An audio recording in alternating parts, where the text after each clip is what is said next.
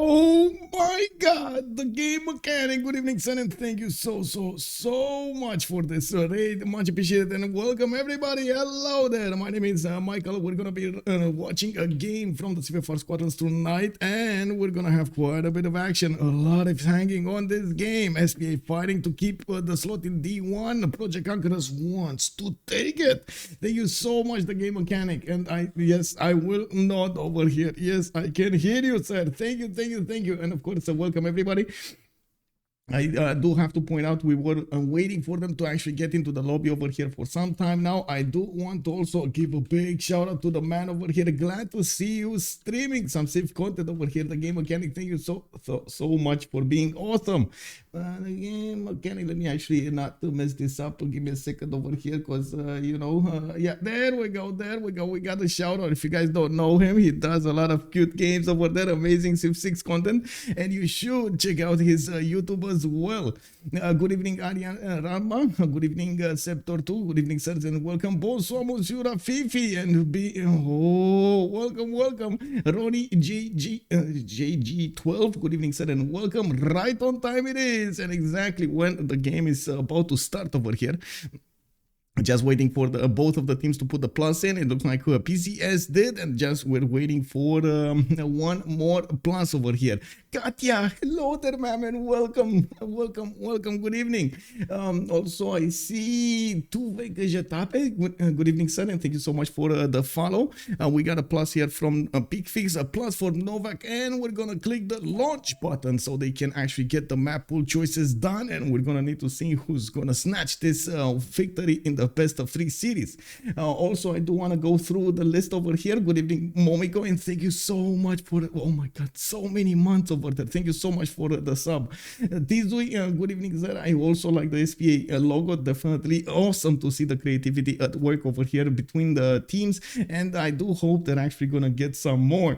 Also, I do want to say up.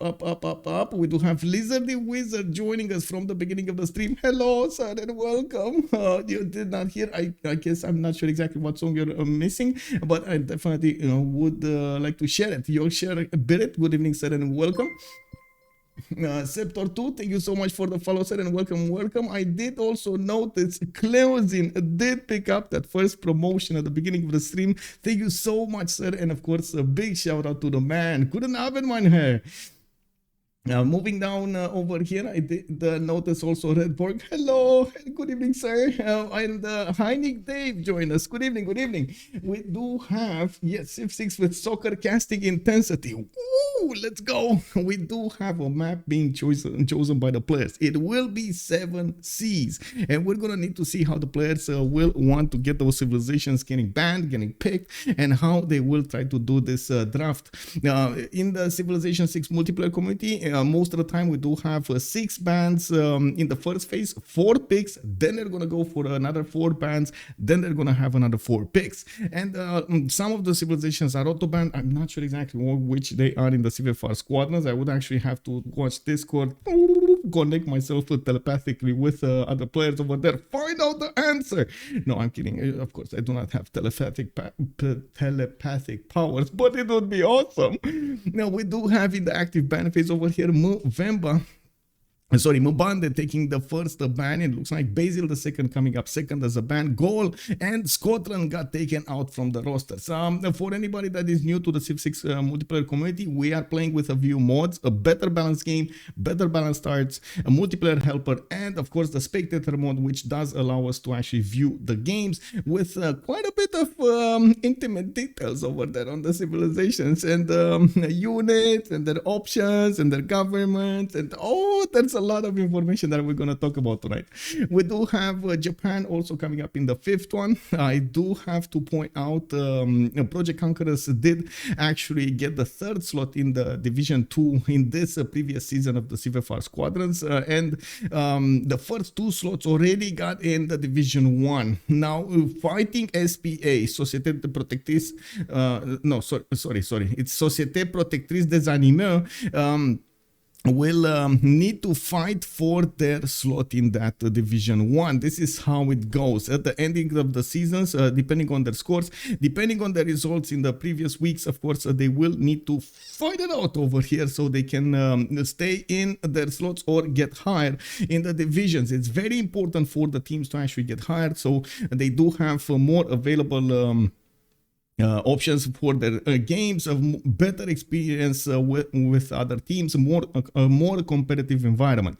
Looking at the draft here, we do have Spain coming up as the 6th man, and it does look like on the 7 seas they went for a kind of a mix over here of land civilizations and coastal civilizations with Japan, Spain, and I would say even Basil II, that could be coastal with those drones. You've seen them fight, they are amazing. We do need to see how this is gonna develop as their picks. Alpha G coming up with the first pick here. Age of Empire, not Age of Steam, actually got picked here. It looks like Alpha G is gonna go for a much more safer pick here this time, and of course the gold generation will be awesome. Usually on Victoria Age of Empire, that's usually why they pick this civilization. Not only that, but later on the production will just skyrocket over here with the industrial zones, with the shipyards coming from all of his cities. Novak is gonna go for the counter pick. For a long time, Dredhel has been well known for trading punches equally with Victoria Age of Empire, and it looks like he's actually gonna get to benefit from it. Dredhel does also have a stronger boat with that bite him, and it does benefit from a half-coast harbor in the form of a Kothon.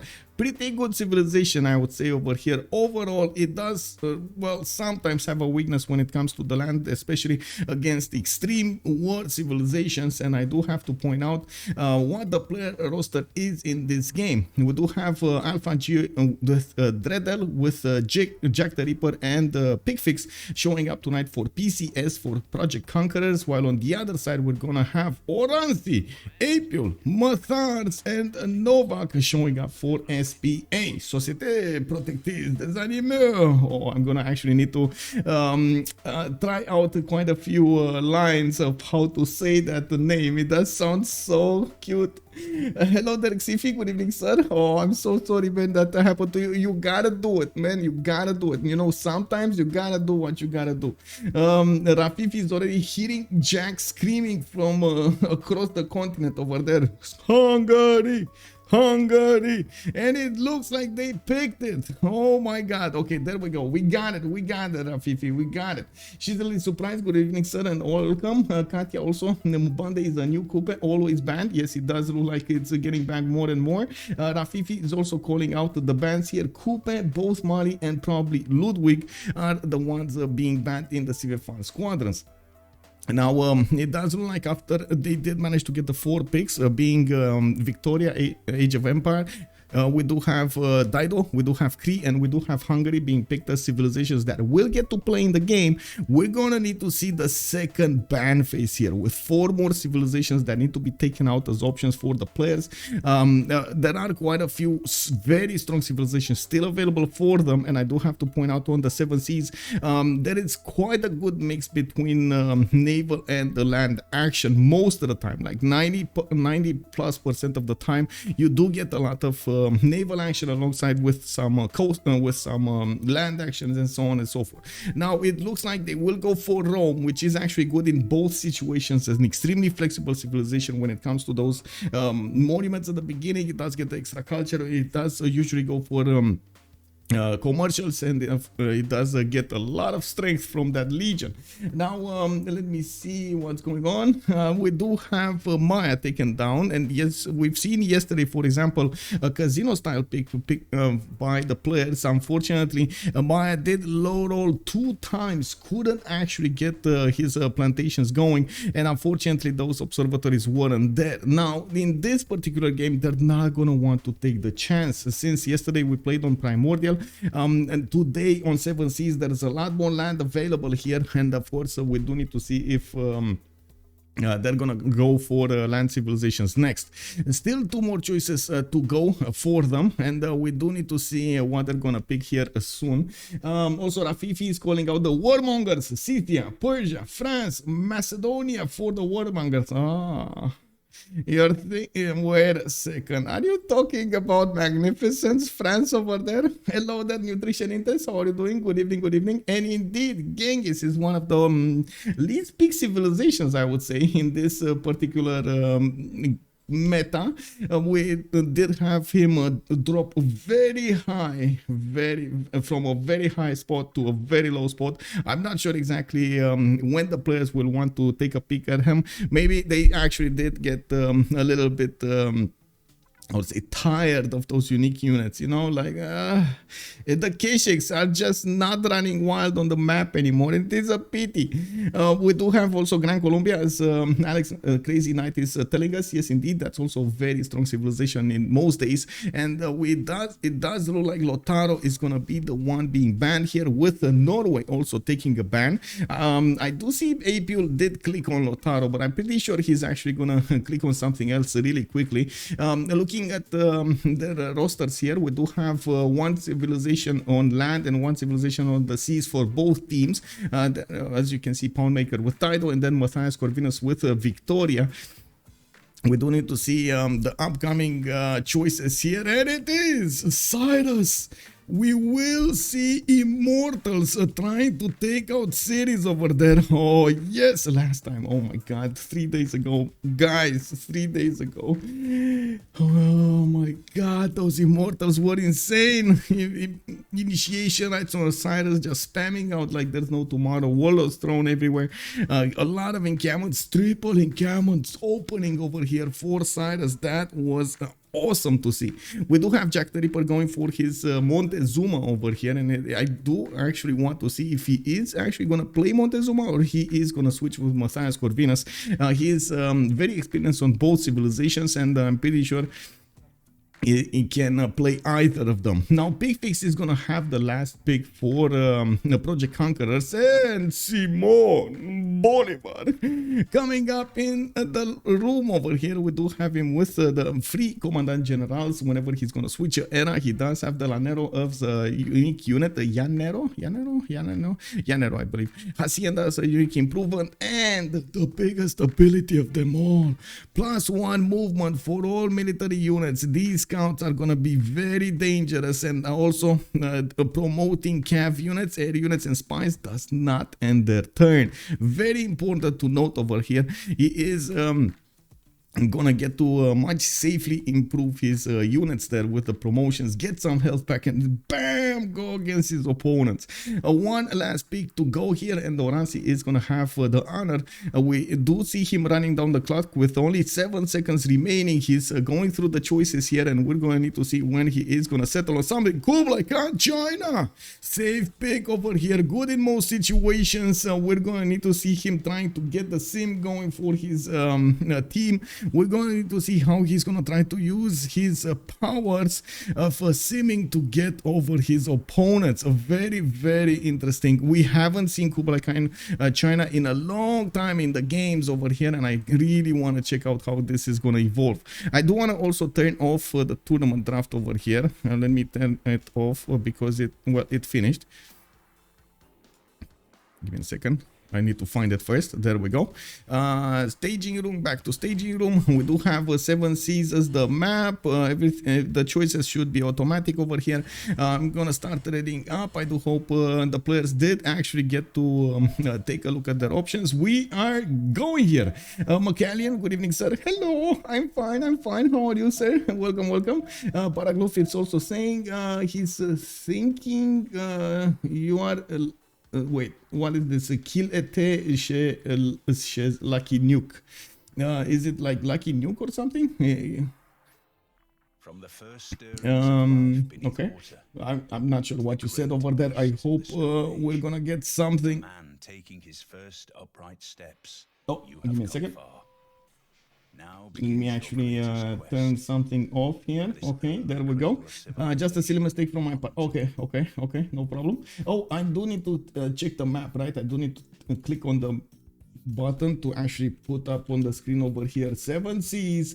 We do have the map now displayed, and it is gonna be fine. Okay, first loading of the game here. We will need to see that players get their spawns and try to make the most out of them. Immediately I do see that Aztec, for example, has a very big continent, and it is not actually JackTheRipper playing it. It will be Dredhel this time playing it. He will get to benefit from his resources here with extra damage towards his units, and I do see he's gonna have the benefit of olives, some truffles, some tea tiles, and what's the fourth one? Oh, Mercury in the north. I also see some pearls in the seas here. That would be his fifth, and I guess he doesn't actually have a choice for another one. To the southwest, he's also gonna have Dido, so choices to actually get set up cities in the south might be very limited. He will need to actually stay away quite a bit from the coast because Dido will come up to take those cities. Looking forward, let's actually take a look what's next. We do have Hungary next to him to the east side, which might actually end up getting some trade routes over here. Not coastally though. Again, Dido is on that sea and will try to delay that as much as possible. Hungary did move for a 2-2 base here with the iron underneath his settle. He does have another 2-2, but unfortunately he's going to need to spend some gold on the east side here to get some more. Now, if he does move for the olive tile, that might be a problem there. We do not have a BCY on, so he doesn't get the extra food on his flat tiles, nor does he get an extra point of production when he settles on the hills. It also looks like we do have him with a decent amount of distance between him and, for example, Matharz here on the east side. We do need to see if there's actually going to be some kind of will over here from Persia to go against Hungary from the beginning to try to shake that war up. Shake those cities down.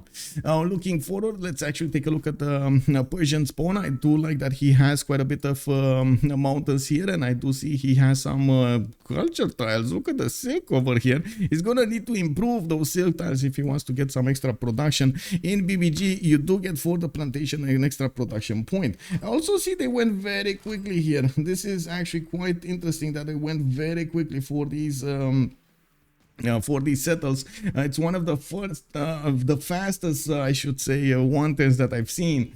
Good evening, bonsoir, good Jude, how are you doing, sir? Hello there. We do need to see also in the north, Gran Colombia do something here. He is an opponent of Pasargarte, and that actually might help out JackTheRipper quite a bit. There is a river spanning from the north to the south that they might want to settle on, and I'm pretty sure Bogota will settle to the south over here in one of his second cities, for example, on that stone tile. We do have a scout coming up in 2 turns from Bogota. He does have a 2-2 base underneath his settle and multiple other 2-2s around him. Also, I think I saw the predation coming up. Was that Project Cisco lurking around over there? Good evening, sir, and thank you so much for the predation. Thank you. Now, you guys had the opportunity to actually get to vote, to use the channel points over there. And it does seem like we're going to need to wait for turn 8. That's when we're actually going to get this going. Turn 8 will be a pause. We're going to have the vote put up on the screen here, and the players will get to choose if they want to use the remap token or not. It's 1 remap token per team.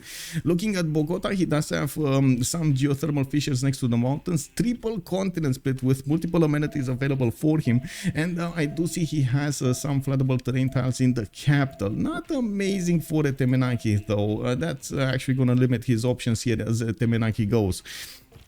Let's take a look forward because the players are going quite fast on this. We do have Alpha G with 1 big continent, could settle another one for an extra trade route, and I do see he has a decent amount of coast spanning to the west and to the north. Needs to be careful about the west side over here. Oh no, wait, he doesn't. Actually, he's an ally of Picfix, so they will get to split this land up accordingly. He's gonna probably need to be worried about Persia to the south, but that's a decent ways away, so those immortals might not actually end up on his doorstep anytime soon.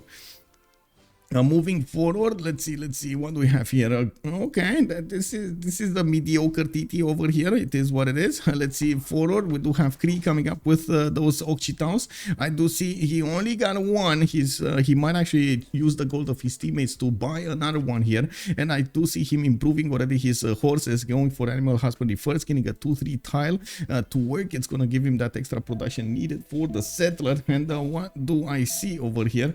Rafif is calling out. Yeah, decent TT, you know, it is a decent TT. Kublai have fresh water. He need to go on the same water as Victoria. Beijing over here does have, yes, indeed, some fresh water from the rivers, and there is a connection over here to the west side, which I'm not so sure he's gonna be fond of. We do have him with some extra tiles in the capital, which will give him the option to get the pantheon faster. He will not need to actually go for that God King card, which is going to be quite valuable for him. Getting the extra production at the beginning from the other card is amazing. Now we do see him also with quite a few settles to benefit from, to the south and to the east side. There is already a war declared over here. I'm not sure exactly who declared on whom, but I guess we will get to see that. Hey, biggest Ben, good evening, sir, and welcome. How have you been doing? Glad to see you. Thank you so much for the follow, sir. Also, Eddie Coffin, you never seem to, Rafifi, you never seem to win. Oh my God, poking the bear over there, man. We do have Tobacco over here also on Tire. It does seem like he is going to get to spawn on this coast. Yes, there we go. That's why they declared war. They wanted to see the loyalty pressure of Phoenicia, and they also Dredhel might actually get to one of these free units. Of course, the scout can actually be controlled. Oh my God, they're like helicopters going above my head over here. Oh my God, I can see them. I can hear them. Okay. I mean, and now we do have the remap vote going on. I do hope, of course, the extra sound is not actually bleeding through the microphone, and hopefully this is going to be all right over here. Okay. Ching. We do have the players are thinking quite a bit about their options here. I didn't see an immediate reason for them to remap this, and we're gonna need to see if they are content on their spawns over here or happy with the spawns. We do also need to see if we're gonna need to know who's actually gonna try to remap, or if they're not gonna try to remap. Just waiting over here. 8 more seconds to go. Let's see, and it is actually gonna be ProjectConquerors getting this remap token. It looks like they are not that happy with the spawns here. We are gonna have to remap this accordingly, and just going here. Okay, confirm. Ooh, free builder. Dredhel got it. Man, not happy. And they got the relic. Well, I guess that was on SPA, so shots fired over there. And so good evening, sir, and welcome. I'm glad you do at least sometimes. Indeed, the map looks more like Highlands. And there is a decent amount of land opportunity and coastal opportunity on the 7 seas. Now, I gotta say, they couldn't really use their boats on this map unless we would have had the Kublai China going on the coast there. So maybe we're gonna see a map with a little bit more naval action, which we do love to see. Yesterday, oh my God, man, I gotta say, big praise to Hazagi. That hats down, man, hats down. Like that, unbelievable performance from Hazagi. I gotta give him a big shout out for the ones that saw the game yesterday. Oh my God, that performance was insane. He didn't manage to win the game, but oh my God, wow, his gameplay was insane. Now let's take a quick peek on the map here. I'm just waiting for all of the players to resync. That's usually how this remap works. The first one in is the host, and then we do have the host giving the information to all of the players, so they do get the correct information without anything bleeding through. And I do hope we're gonna see them really quickly over here resyncing. I do see 3 of them still need to resync. 2 of them Matharz, no, just 1 of them. We just need Matharz, and that's it. So There we go. 5, 4, 3, 2, 1. I don't know why I did that, but it's just, I guess, reflex at this point. We do have to take a look at Cree. This time he is going to have 3 pastures in the capital. By the looks of it, he doesn't have any camps from what I can see, but he does have the fresh water from this river. And the 3 pastures will give him that nice and juicy bonus in his trade routes, which is going to be nice. Extra gold, extra food for each of those. I do also see him with a 2-1 base, no possibility for him to move for a 2-2 unless he wants to go coastal, which I gotta say not a lot of people want to do, especially if they're simming versus coastal civilizations. Now we do need to see also to the southeast what is his land. We do have Kabul coming up here. Gran Colombia is going to be to his south, and that is an opponent. They might get to fight on Kabul over here, and of course try to make a border. We do need to see also on Bogota what kind of resources he has. He does have some 2-2s over here, at least one in the northeast with another one in the southeast. Not a lot of other production here. Quite a bit of floodable terrain to the west, and I guess amazing horse availability on the other cities on the east side. Overall, I do think it's a good-ish spawn. It's not that great, but it still can be worked. There is a possibility for him to do something on the coast. Not really. We do have China on the coast, and Oranssi might actually put a city there. This might be their economic zone, and oh my god, China has a good spawn. We do need to move forward on Hungary. Hungary is going to be on the eastern side of Cree, relatively close to the coast. JackTheRipper over here benefiting from 3-2 bananas, a 1-3 deer tile, and I do see he's gonna have a second settle on the Mercury on the east side. It's a bit weird though. He's gonna need to put some gold into it. Not bad that he's gonna get extra production towards the tiles across the river, towards the districts, towards those buildings in the districts. Now we do have also Persia in the south. Again, Persia with Hungary did spawn quite close to each other. We do need to see what Persia's target will be. Of course, Simon Bolivar on the west side, and he does have to the north over here Buddha. He's also gonna have another opponent in the form of Aztec on the east. He's between 3 players, and we've seen how this goes. Is this gonna be another one of those triple bams here? I don't know, man. We're gonna need to wait and see. We do have Pasagarde with an extra culture point underneath his settle, multiple 2-2s, quite a few chops, and I do see he can settle a tobacco tile on the east side, a marble tile to the north. That would put him coastally though, and he might not like to actually be that close to Hungary, even though Hungary doesn't really excel at defending himself when it comes to his power. Usually Hungary does prefer to actually use the units of levied city-states to go against his opponent and get the economy, get the simming behind all of that. Maybe make some units, you know, like the black armies on the hussars. That might be something for him, but that's a little bit later in the game. Now we do need to see also Aztec's continent split. This time he has a continent split, possible 8 amenities for him. I do see him settling on a geothermal, and he does have a +6 campus over here on the east side. This is going to be quite nice. 4 mountain tiles and the extra adjacency from his geothermal fissure, and that is going to be quite easy as a choice to get a campus there. And we also see him with quite a bit of fresh water from the rivers, and I do see him going for the settlers here extremely quickly. Dido is semi on an island. We do have him in the north here, and Apeul is going to get some fish to increase his food generation. I do see him benefiting from fresh water. Helicopter comes again and above my head. We do have also to the east side over here some another city over here with fresh water. To the north, a city on the right style, and quite a bit of coast for him to go for. Might end up trading trading punches with Aztec Dredhel to the southwest, depending if Aztec is gonna choose to keep on going to the north and or coastal. Now I see what's gonna happen. England versus Dido in this matchup is gonna happen. We do have London on the coast. Alpha G is gonna get the fresh water from his own lake. 3-2 bananas, 1-3 tiles for the extra production, and we do have him pumping out the settler quite quickly, a bit much more quicker than Apeul over there on the west. We do have him with one single continent, no available option or easy option, I would say, to get another continent for that extra trade route. Let's take a look at the biggest pawn of them all. Look at China over here. Beijing, 2 of these reef tiles in the capital, +4 campus in the northeast, +5 actually from the 2 rainforest tiles. I do see him with quite a few mountains in the south, available trade routes to Cree, and this is turn 8. We're coming up on that vote here. Why are you... Hello?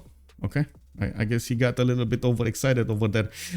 So let me see. PCS, right, was the ones were the ones that chose to remap. So now we're gonna have an available remap token on SPA. We're gonna need to see how they're gonna vote here, and I do want to wait a little bit more. Usually I do want to pause the game under 10 seconds over here, so we do get that vote going. Let me see, multiplayer helper, remap vote. So of course PCS will actually vote nay because they already voted last time. Matharz, Apeul and Oranssi and Novak will get the choice to get this going. This is actually a bit of time for me to put also the team labels on the screen so you guys know exactly who is who, even though there is they are named over there. It is much more easier to read it like this. So SPA on the left team, and we do have PCS on the right team. Okay, let me open them up over here. There we go. Get this in the middle. Valentine, good evening, sir, and welcome. Because no BCI playing in CivFR. Yes, indeed. Indeed. They're definitely thinking about this. I guess the biggest question is, and I'm pretty sure they see this, is Persia gonna be left to the wolves over here or not? Because yeah, this is gonna be hard for him. They're doing it, and there we go. We got the map choice. This is it. We do need to throw the bone chance over here in the chat. And we are gonna need to see how the game will evolve. We're gonna go through each of the spawns again one more time to see their early options, to see their strategic resources, to see also if they are gonna go a little bit towards war or not. Let's see, Miki Sivachi coming up with a settler in 2 turns. We do have him with these pastures already, how to say, well, not improved. He's gonna need to get a builder. I do see he didn't go for his second Okchitao, and this is actually something that we do see evolving here. The Okchitao did lose an extra +5 strength from his base. He's down from 20 to 15. It makes it a little bit less dangerous at the beginning of the game. Now we do see also Mixiv watching, benefiting from a horse tile to the southwest. He does have an iron tile over here to the west side in the 3rd ring, quite expensive for him to get in the capital city. He might actually want to settle a city for it. Now moving forward, he did manage to get a builder from the city of Kabul. That is going to be a 3-charge builder, easily gotten, and of course I don't think he's actually going to get punched over here by the units of Kabul. His warriors are on the other side of the city center, a bit too far away to attack into it. This is the way. Yes, this is the way. Persian between 3 players. Yes, Persia is between 3 players. We do have Bogota in the south with with that settler coming up in 1. It does look like he's going to have a bit of a problem working the 3rd tile. Now he did grow into a sheep, and he might actually want to put some gold to buy out that 1-3 to couple it with a sheep. We do have him with... wait, did he just lose a pop? No. Or did he? Did he lose a pop or not? He did grow into the 2nd population, but his settler, well, I guess got delayed 1 turn. Anyway, we do have a scout being bought over here. We are turn 11, so that's a bit too late to ask for a technical remap. We do have stone tiles for him to get on the west side. I don't think he's actually going to want to go on the coast directly, but he is going to want to benefit from the fresh water from these lakes to the north, and of course the rivers on the east side. To the south he does have tundra, and I do see Mount Vesuvius is also going to be a good option here to settle to the west side. It's not exploding yet, but it does have a very high chance to explode. We also need to see him choose is his next settle spot. Looks like east side is gonna be his choice here. I'm actually a bit surprised he didn't go to the north so to benefit from the extra food from the bananas and the production of those 1-3 tiles.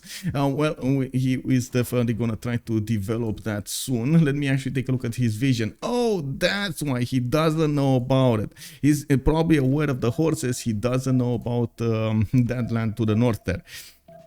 We do have him with horses in the third ring to the northeast, and I do see his iron is also going to be third ring. Very expensive to get if he's not going to settle closer. Not any kind of fresh water next to that iron tile to the south, so he is going to need to make do with what he has. Few mountains on the east side for that extra adjacency towards campuses. No geothermal, so the science on him will be a bit harder to acquire. He's probably going to need to put those campuses between other districts so he can get extra science points on them. Moving forward, we do have Hungary already getting into the capital city of Persia. I do see Persia going for that tobacco tile with his second city and getting a third one from Pasargade. He did get an extra culture tile from a marble tile from underneath, so he's getting through the civic T much faster than his opponents. We do have him defending himself with a slinger here, and I believe actually war did get declared, if I'm not mistaken. I'm not sure, but let me see if the slinger will start shooting. No, it doesn't look like it got declared. I'm pretty sure he would have started shooting with that slinger. We do have Aztec actually revealing himself to the northeast, and you can see these eagle warriors, even without the luxury attack bonus, can do a decent amount of damage against the city of Ray. If there's no warrior in it, it is only 10 garrison defense strength, and it will be dangerous for him to leave it like that. Now we do have also horses in the southwest of Pasargade in the third ring. Again, expensive to get. It's probably going to need to put another city here to the west side to get those both iron and horse tile. And I do see an iron tile is to the southwest of Ray available in the second ring, much cheaper to acquire. Again, possible settle on the north on the marble tile. It is going to be coastal, and but it will be a 2-2-1, and getting that extra amenity will be important. Not to mention he's going to have available bananas to work for the extra food. He will also get the positioning on Hungary here. Very important to try to deny Hungary from getting too many settles into his face. Especially with 3 nations coming against him, he's gonna have a problem.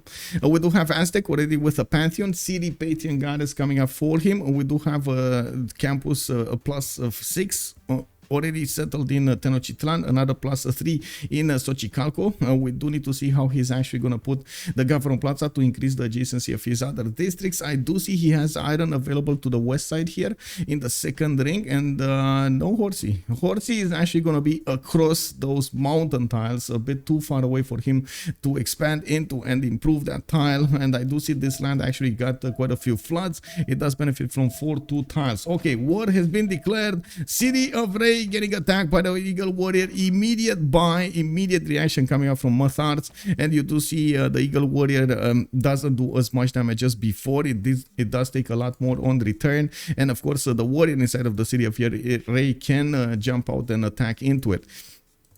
Now we do also need to see Dredhel going to the north over here. I'm pretty sure he might actually go for, let me see, probably this tile with another +4 campus that can be settled to the southeast, the 2-2 base, and he can actually benefit from all the 2-2s with a little bit of gold investment here to actually buy those tiles out. Does have another city to the north, so quite a few cities for him to settle. I'm pretty sure he's gonna go for like 5, and then he might try to do something against Persia. I wouldn't be surprised if Persia is gonna pick something like Initiation Rites or even God of the Forge. In the north, Bura does seem to have a bit of a problem with population here. He's putting another settler in production. I don't know why he has. Is he working the 2-1-3s here to the east side? Kick W. Well, and now, okay, he switched. Kimix2, hello there, sir, and thank you so much for the follow. Hunde Priester also, hello.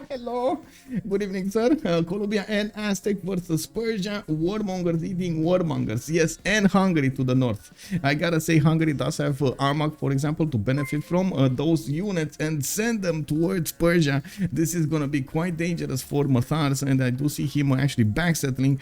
Oh my god, look at this Eagle Warrior just doing so much damage against that city center. We do have Matharz getting that Slinger closer, so he's trying to get some more damage against the Eagle Warrior. Matharz needs to be careful. The Eagle Warriors might get a promotion and it will become much more dangerous. Dunselbeard also, Dunselbeard I think it's pronounced. Hello there sir, and welcome. Thank you so much for the follow. I don't think, let me see, Valentine is saying I just came to token if they met enemies before turn 8, then it's strange to me that they didn't take a remap. Visually it can be seen that they are quite far away, Dido and Persia indeed. Also, let me see, access, if you don't want a reason to remap, you don't remap. Not having a gun spawn is no reason. It's a 2 versus 1 Aztec, ok. Bună seara, Star Spaghetti, bine ai venit, domnule. Guten Abend, Miss Electra. Hello there, sir. Yes, I am doing fine. I'm doing fine. You know, watching this game and seeing how the players evolve on this map. 4-wall call. Good evening, sir. Persia needs to get an escape settler. Wow, calling it out from now. Can you imagine? Okay, well, I guess we're gonna need to see if Matharz is gonna get that escape settler soon or he's gonna take a while. Now, I do see Dido in the north did get his second settle. He's getting a bind out, and Apeul will get to fight Alpha G for the remainder of the game here.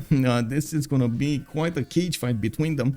Both of them want to settle coastally. Both of them do benefit from half-coast harbors. One of them does get free units from the Royal Navy Dockyard England. The other one does get stronger units with half-coast harbors. We do have 3 fish tiles improved here that will give him adjacency towards campuses as well after he's gonna get that technology and put them down. I'm pretty sure Cothans will probably be his first district, and I do see he's getting a third settler to the east side, getting that by him to escort a builder to that extra settler so he can improve some of the resources here a bit quicker. He does benefit from an iron tile in the city of Tyre in the east side. I do see he does have horses a little bit, well, much closer to the second city than he has it to the capital. That's one thing that I also want to see on Buddha. I totally forgot about that. We got iron to the west side of Buddha, and we got 2 horse tiles to the north of Eger, one in the second ring and one in the third ring. He is starting to invest into this other city here, getting those 3-2 bananas and getting the 2-2 to the north. I also see him getting a line of cities here. So he can, oh, we got Aztec actually pushed out of the borders of Ray. Another one of those Eagle Warriors walks in and will try to do the damage, but it is from across the river and it gets the hit in before that warrior gets in to increase the garrison defense strength. That city is in trouble. We might actually get to see a free city over here. Dredhel also did manage to convert the scout of his opponent, the scout of Persia, into a builder over here. Very nice, very nice. Nice. Project Cisco, yes, it was one remap. I didn't get that. Okay. Thank you so much, by the way, if you're finishing that prediction. Thank you so much.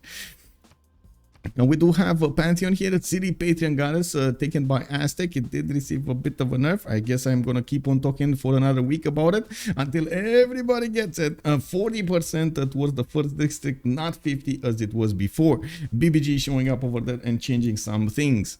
We do have also to take a look at London here. He does have 3 cities with God of the Sea as the Pantheon. We do have him with the extra food coming up from those bananas, and I do see he has some turtles on the western side, available horses and iron in the second city of Leeds here, or I should say that's actually the third city. And I see some forest fires were raging to the southeast of Leeds, improving those tiles after the burning of those hills. They're gonna get extra fertility. It's actually quite good. Let's take a look at also his north over here, getting those builders to improve the tiles, make these fish tiles 4-3-1s. I do see he doesn't have that many coastal resources. I guess 1, 2, 3, 4, 5, 6. Okay, 6, 7, 8. Okay, that makes sense. That's a decent amount of production. I'm pretty sure he's gonna keep on settling to the southern coast. Doesn't need to worry about anybody here except Dido, and Dido will have to settle on the western side as well as the east side, and we'll need to figure out exactly what to do against Alpha G. Looking at Kublai China, we do have him putting down harbors. It looks like that's going to be his preferred choice to go. They will be fighting for those admirals, so having an extra player that is going for harbors, trying to snatch those admirals away from your opponent's options will be important. We do see also Chengdu got settled on the coast. Mr. Hisipik on the other coast. They will get coastal trade routes when they're going to get that Vessel Banken or earlier, depending on their gold needs. We do have plus a 4 harbor in Chengdu, a plus 2 over here in Beijing. I do see he can actually settle one of those, or actually multiple very good campuses next to the coast between those reef fish tiles. I see a plus 3 here, I see a plus 4 here, another plus 3 here. Can get another city to the south. Not a lot of tiles to work, and without God of the Sea, it's kind of gonna be meh to work those scrap tiles. I wouldn't be surprised if he's gonna try to go for Goddess of Tides or something to have an extra pantheon that gives him something, an extra yield on those tiles. Even though also very important, God of War and Plunder could be acquired by him, and with so many harbors coming out, he's gonna get a lot of yeah, there we go, God of War and Plunder being picked up over here by China. In the capital city, he does have forces to the southeast of Beijing. His iron tile is going to be too far away to acquire in the 4th ring of his first city. That is, well, unobtainable over here to the southwest. We do see quite a bit of gold that can be generated from the diamond tiles, and I'm pretty sure he will need to get a builder here to improve them quickly. We do not have, I believe Kublai China lost its extra builder charge or something like that, or what did it lose? It lost something. Or is it just the same, just everybody else is? I'm pretty sure Kublai Khan China was benefiting from an extra, or wasn't it? Was it? Wasn't it? I know, okay, we may change, okay, China. Wasn't it on China and then it got moved only on Qin or something like that? Anyway, no, he was right. He was okay. So that's when I was. He had it for a while, but it was removed. That okay. So that's what I was remembering, and that might actually add to why the players don't want to play him that much anymore. Baron Vonarches, also good evening, sir. Canon Meet. Hello, good evening. We do have Rafifi telling us the 4th build of the child is only Kingship Mandate of Heaven. Yes. We do have to take a look at Cree here again. He's getting Magnus internals, and of course he did improve his 3 patches in the capital. Does look like he's also aware of the Gran Colombian scout coming from the east side here, and he's preparing with a slinger to defend his pastures. Man, you gotta defend the animals, bro. You gotta defend those animals. You never know when the Gran Colombian units are starting to burn those pastures. We do have more builders coming up from the west side. I do see traders coming up from Mr. Hisipik. Okay, so I think we got through all of the civilizations here, right? We know their strategic resources. We got more pantheons here. God of Vompaskai coming up for Gran Colombia. Looks like the city of Ray did get to survive. Dredhel could not manage to breach the defenses of that city center, and it looks like he's retreating his warrior, giving up on the attack. Matharz did get to archery, and now he does deal quite a bit of damage with these units from far away against the Eagle Warriors. Yes, Aztec did benefit from a free builder from the scout conversion, and I do see from the north JackTheRipper is starting to get his commercials down. Also going for a settler over here on the T-tile that will give him the positioning over Persia, and it will make it very dangerous for Persia to develop over there. It would have been extremely important to actually get this marble tile, or at least get another city over there to the north. I do have to say that also there was an option for Hungary to try to get boats and push Persia from the water and the land, which would have been quite dangerous, especially with 3 civilizations next to them. You just don't have enough science to get everything, not to mention the production to build everything to defend yourself. Looking at Aztec, City Patrian Goddess, okay. Estergom is getting attacked. Fez is a bit dangerous here. Okay, yeah, no problem. I guess we do need to see the city-states here. That's a good shout out for the city-states. Hattusa, Bologna, Fez, and Geneva showing up for the science city-states. We do have Hansa with Samarkand coming up for the trade bonuses. Looks like a cat with Kabul will be the ones providing the military. Buenos Aires, the only one for industry, and Armagh will be the one for religion. Now there is also Vilnius and Antananarivo for the culture. We do have I would say a much better spread for the science in this game than the culture, and it will help them out quite a bit, especially since we don't have that many mountains for these players. Especially, for example, Persia over here doesn't really benefit from. Gran Colombia doesn't have that many. I didn't see on Cree, for example, nor does he have like some reef tiles to get those benefits from. And yes, he does have Mount Roraima, but come on. I mean, who's gonna go and settle Mount Roraima so far to the north, right? He's just gonna keep on settling cities over here, maybe get a few more coastals in the south, and maybe he's gonna take Kabul. Looking on the eastern coast, it does seem like those biremes did find England, and now we do see the coastlands and the harbors of Vidokias coming online from both England and Phoenicia. Phoenicia did go for fertility, right, since he's starting to improve his lands with the free builder he got, while I do see Magnus is establishing in the city of Tyre. A bit awkward that he's not going to have anybody to trade with. That's something that definitely Phoenicia would really love, but it's not a possibility in this particular game. Now we do have 6 more turns to go until the next era, and that's something for us to take a look at. Who's actually missing points here? It looks like Matharz is missing 5 era squared from getting his golden age. I do want to take a look at his tech side. He's 3 turns away from political philosophy, so he's gonna actually, sorry, he's 5 turns away political philosophy here on him. That's enough time, right? That's exactly enough time. Okay, that's fine. Bronze working coming up in 2, getting Pingal in Pasagarded so he can get his extra culture going, and still needs to pick a pantheon. That's something that we will need to keep on bouncing around to see exactly what kind of pantheons they're getting.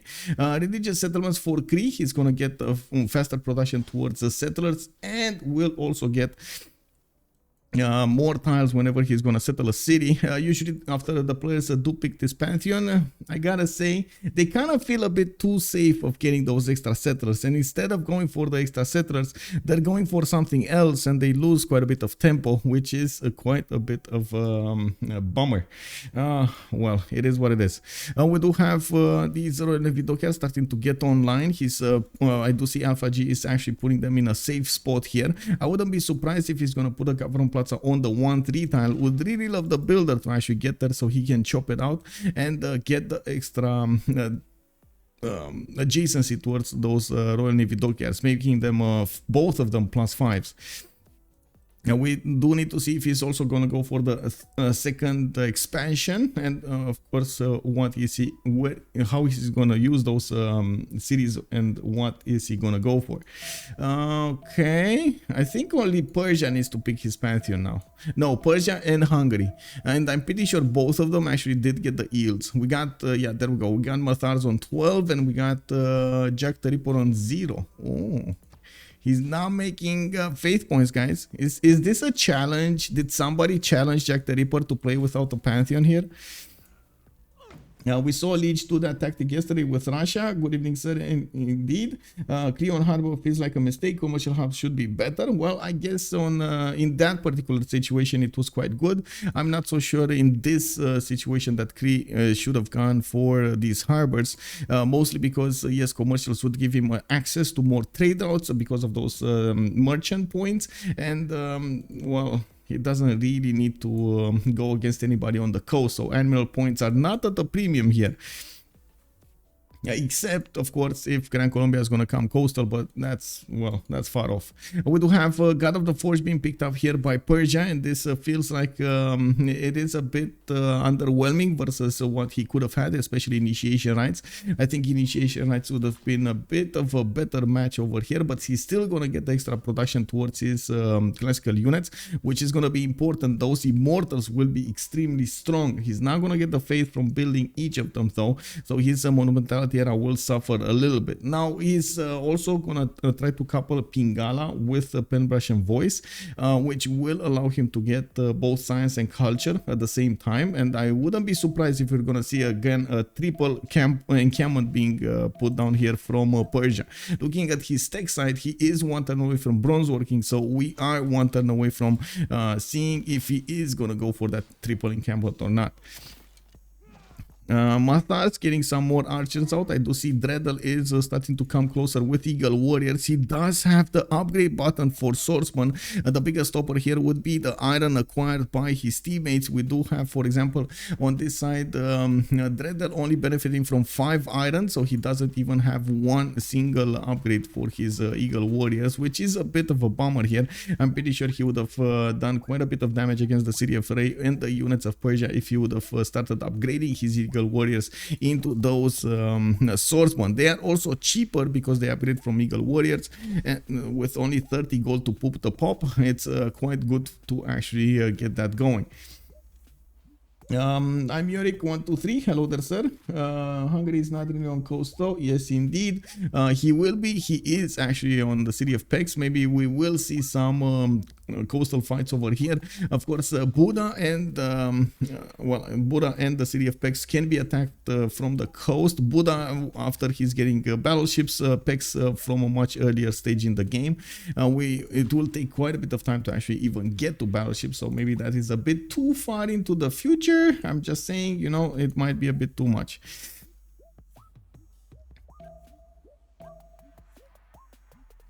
Wait, isn't Cree on the same coast as Hungary now? He is. He is, well, same coast. Yes, he is on the same seas in the north over here. Yes, yes, he is. Okay, so we got some archers coming out from there. That looks like he's putting the Eagle Warriors in front of Persia, still putting pressure on Persia to tell him, look at me, bro. We do have settlers coming out from Picfix. He's going for the early expansion phase here. Maracaibo and Bogota are gonna start expanding. We do need to see in the north. There we go. He did get Panama. He finally actually discovered the land, how it looks to the north. Would really suggest him getting that banana tile because he's working the 1-3 tiles now, and they're not that great, especially to the growth of the population. He probably switched the horse to get some more. Now, there is a decent amount of culture being generated by these pastures improved on the horses and onto the sheep tiles after he did manage to get God of Open Sky, giving him 1, 2, 3, 4, 5 culture points from the beginning and putting him at 14 culture and 6 science. He did choose to go Moksha in the capital here, making me think a bit of the wise over here. Would have expected Magnus instead of Moksha, but I guess you know, he made his choice. Now we're gonna need to see how things will evolve.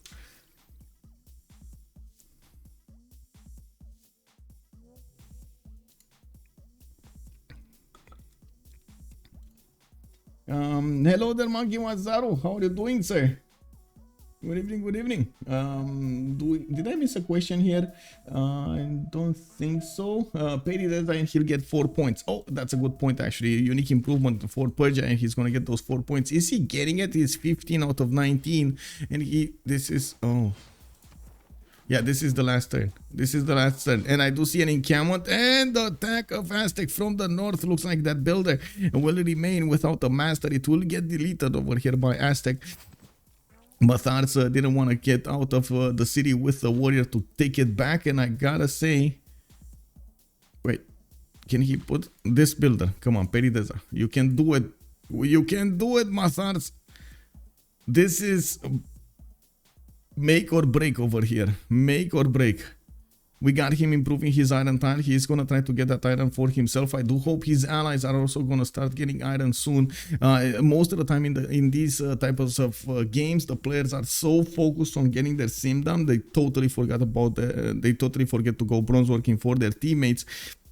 So that's why a lot of the times we actually see less iron needing units like swordsmen come out to play at the beginning of the game. Horses are much easier to get. You get them at the animal hospital, you get to improve them much quicker, and you do see the pastures much faster. Now iron might not even be available for some of the players that you've seen at the beginning. Some of those iron tiles are 3 tiles away. There's quite a bit of gold needed to improve there.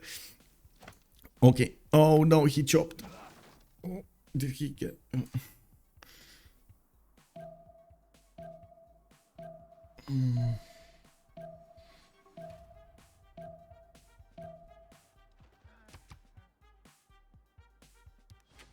Nowhere. Nowhere. Wait, Perideza can I build on flatball tile? Perideza. Plains. Oh, right. No floodplains. Oh.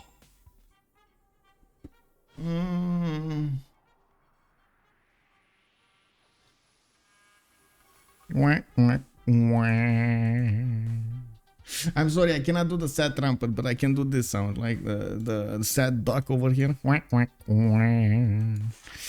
Oh man, Matharz, that's gonna be a hard. This is gonna be a hard game for him, man. Hard game for him.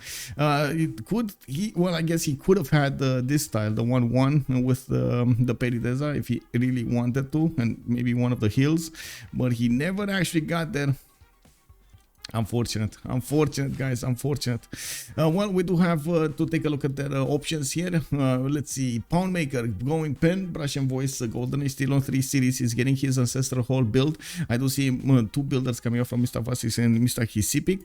We do have Magnus established in the capital, and he put his government plaza to the west side here. That's still on floodable terrain. Isn't that flood? No, it's not. Okay, it's fine. Oh no, it is. Wait.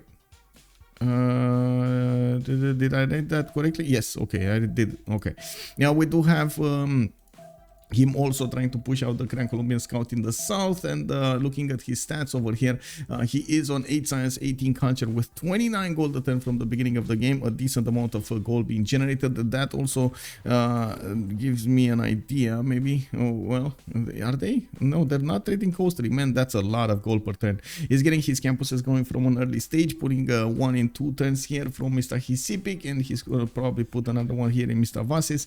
He does have the 4th population available for him for the 2nd district.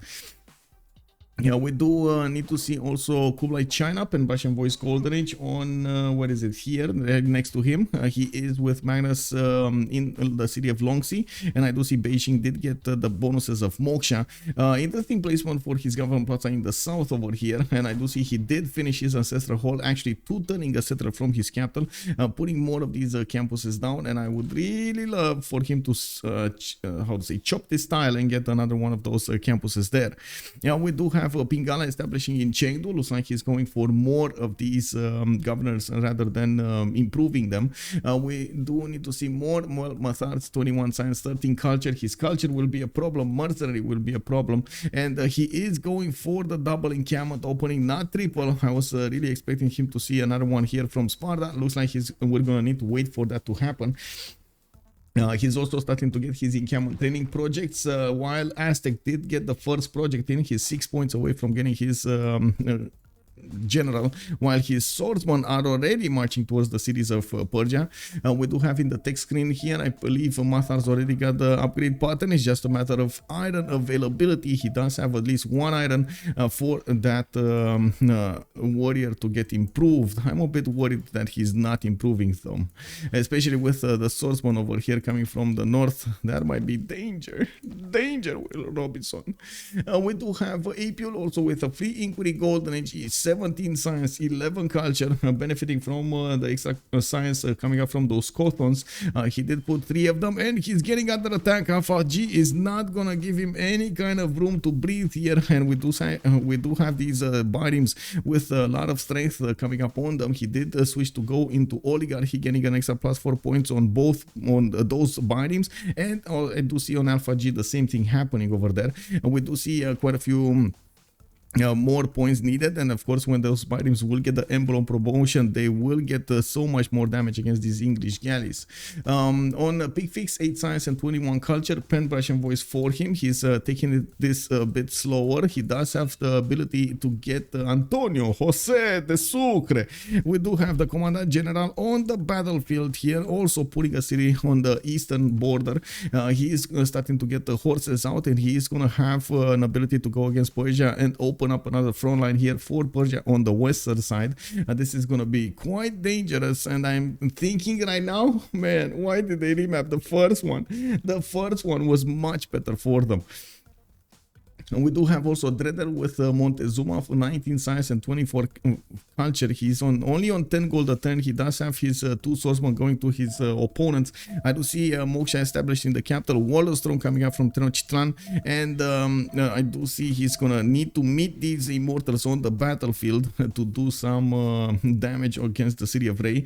Horses are also coming up from the cities of Matharz. He's trying to get that general from Passagarde, while he did finish 2 of these encampments, getting a few more points per turn. We do have also JackTheRipper, 16 science and 15 culture. He's doing a Pen Bash and Voice Golden Age, getting 4 cities out, still getting pressured over here from the city of Fez, while he's deploying horses to deal with that threat. He's also trying to get his sim done in the cities. Multiple commercials, I do see 1, 2, 3, 4 of them. 3 of them completed, while 1 of them is still being built. He's starting to recruit merchants. He's actually on 5 great merchant points a turn. Still did not get that faith generation going. He's on 0 faith a turn. Doesn't play the game with Pantheon by the looks of it. Government plots are being settled next to the city of Buda. He placed it in such a way that he's gonna get the extra bonus towards building it and the buildings inside of it. Very important to actually make a good use out of that, especially with Hungary. And we do have Alpha G, 24 science and 17 culture, on a free inquiry in golden age of his own, being pushed back from the Phoenician lands, or I should say seas over here. And we do have Apeul dealing the damage against these galleys. This is going to be a bit too much than the galleys can handle. And now we're going to need to see if the biremes coming up from Phoenicia will go towards their opponents, towards England. We do have that Government Plaza placed here next to the city of London, instead of what I was telling you about, this 1-3 tile. It looks like he's only gonna give bonuses to one of the harbors and one of these campuses instead of both harbors here. A bit unfortunate, but you know, it is what it is. And we do have also Alpha G getting more traders going. I do see he is getting magnets in the southern city, and looking at the east side here, he's getting a decent amount of science, especially from his Royal Navy dockers. Could have had a lot more. A lot more. Okay, we got the Matharz with the first immortal in the city of Rey. That's puts the city at 41 garrison defense strength, and we do need to see how he's gonna deal with the Aztec threat in the north and the western side. Hungary is giving some more visibility here. Gran Colombia putting a warrior in the middle. They don't know exactly how Persia's capital defense looks like, while we do have these forces of Picfix benefiting from the extra movement from Antonio Jose de Sucre. Oh, and the extra damage, that is going to be quite important here. I do have to mention Persia is going to need to actually get multiple generals if he wants to keep the eastern border happy and the western border happy. You got to get those +5 bonuses on either side, otherwise Aztec over here is going to have a bit too much, or Gran Colombia is going to have a bit too much. And we do have campuses also coming up from Gran Colombia, not going for his commercials. He's actually going to be content with that gold per turn. You wouldn't be surprised if he's going to try to go for Warlord's Throne in this case, even though I personally think it might be a mistake. He might want to all in. They might actually want to all into Persia to try to take him out from a very early stage in the game, so they can get advantages later in the game. No, I don't know the team on this third yet. Yeah, definitely. Hi Malik, good evening sir, welcome. Do Jack has placed our money yet? Let me see. We do have hands up by China. No, Jack did not place some money from what I do see. He only got the Magnus. Of course, he did need to spend an extra governor title on Magnus if he wanted both the food and the production towards those trade routes, and I think he did. Now he does have multiple builders available for him to chop, and we do see 1, 2, 3 traders working at the moment, giving the bonuses to the other 3 cities. His horses are also ready to pounce on the city of Fez. They're gonna try to put it under siege really quickly here.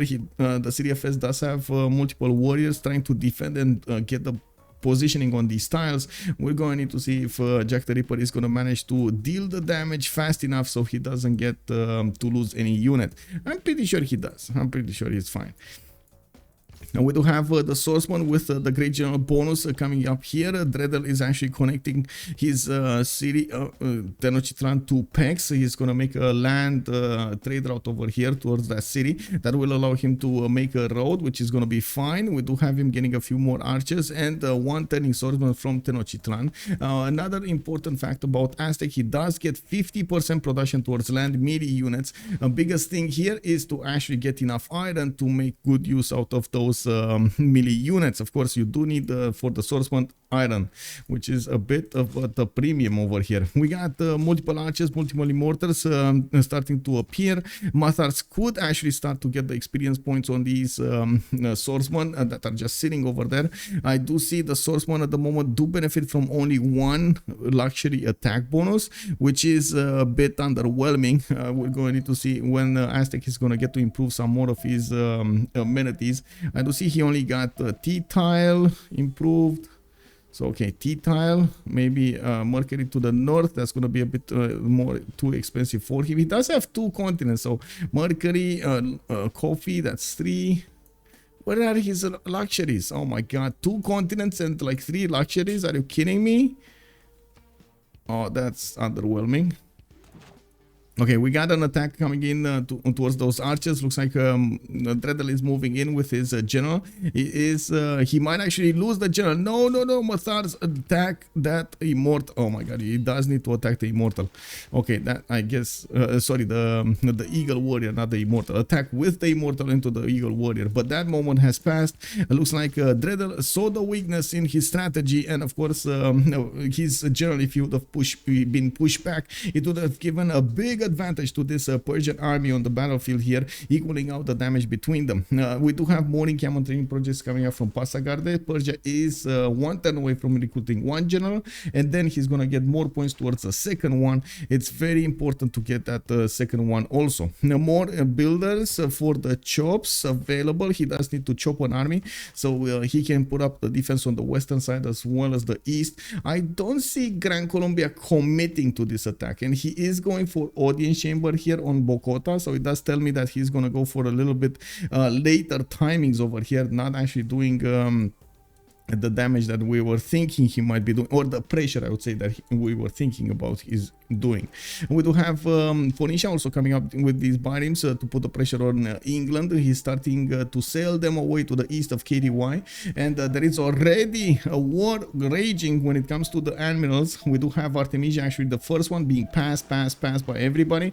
Why does nobody want Artemisia, man? Have you seen the 300? Artemisia, man, 1-man army over here, 1-woman army, I would say. Pex does this BA have vision on Hungarian coastal city? I think they should know at least about Pex. Let me actually take a look at their vision. But so this is what they see, and this is what is no, they do not know about anything here. They don't even know if there's, they will know, but they don't know right now. There is an open waterway for them to go. Looks like Fez did actually get taken over quite fast over here. Those 3 horses did make quick work of it, putting down another commercial. That is going to be the way. Jack is going to get his ancestral hall, and he's going to start spamming out cities over here in the north, letting Aztec do as much pressure over here on Persia as possible. Looks like Persia, after he got a general, these immortals are a bit too tough to handle. Now we do have these immortals, 46 strength on the defense. Yeah, they're a bit too tough to handle here, even if they're fighting inflatable terrain tile. This is a bit too much for those swordsmen to attack into. I do see another encountering project coming up in Passagarde. Matharz does have a builder ready to chop it, and he is gonna chop it. I gotta say, if he would have waited like 5 more turns, he would have gotten it anyway.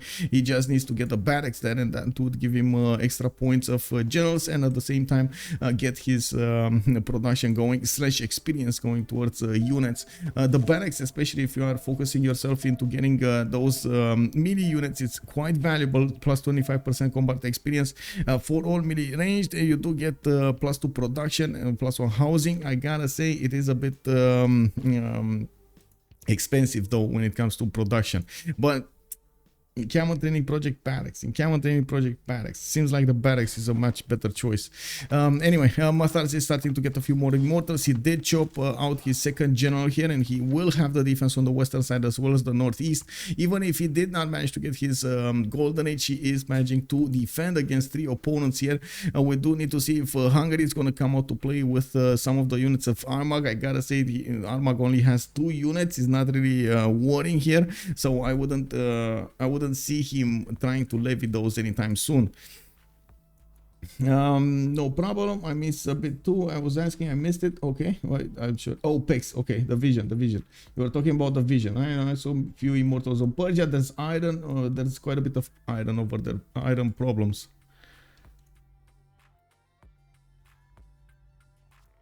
Give me a second.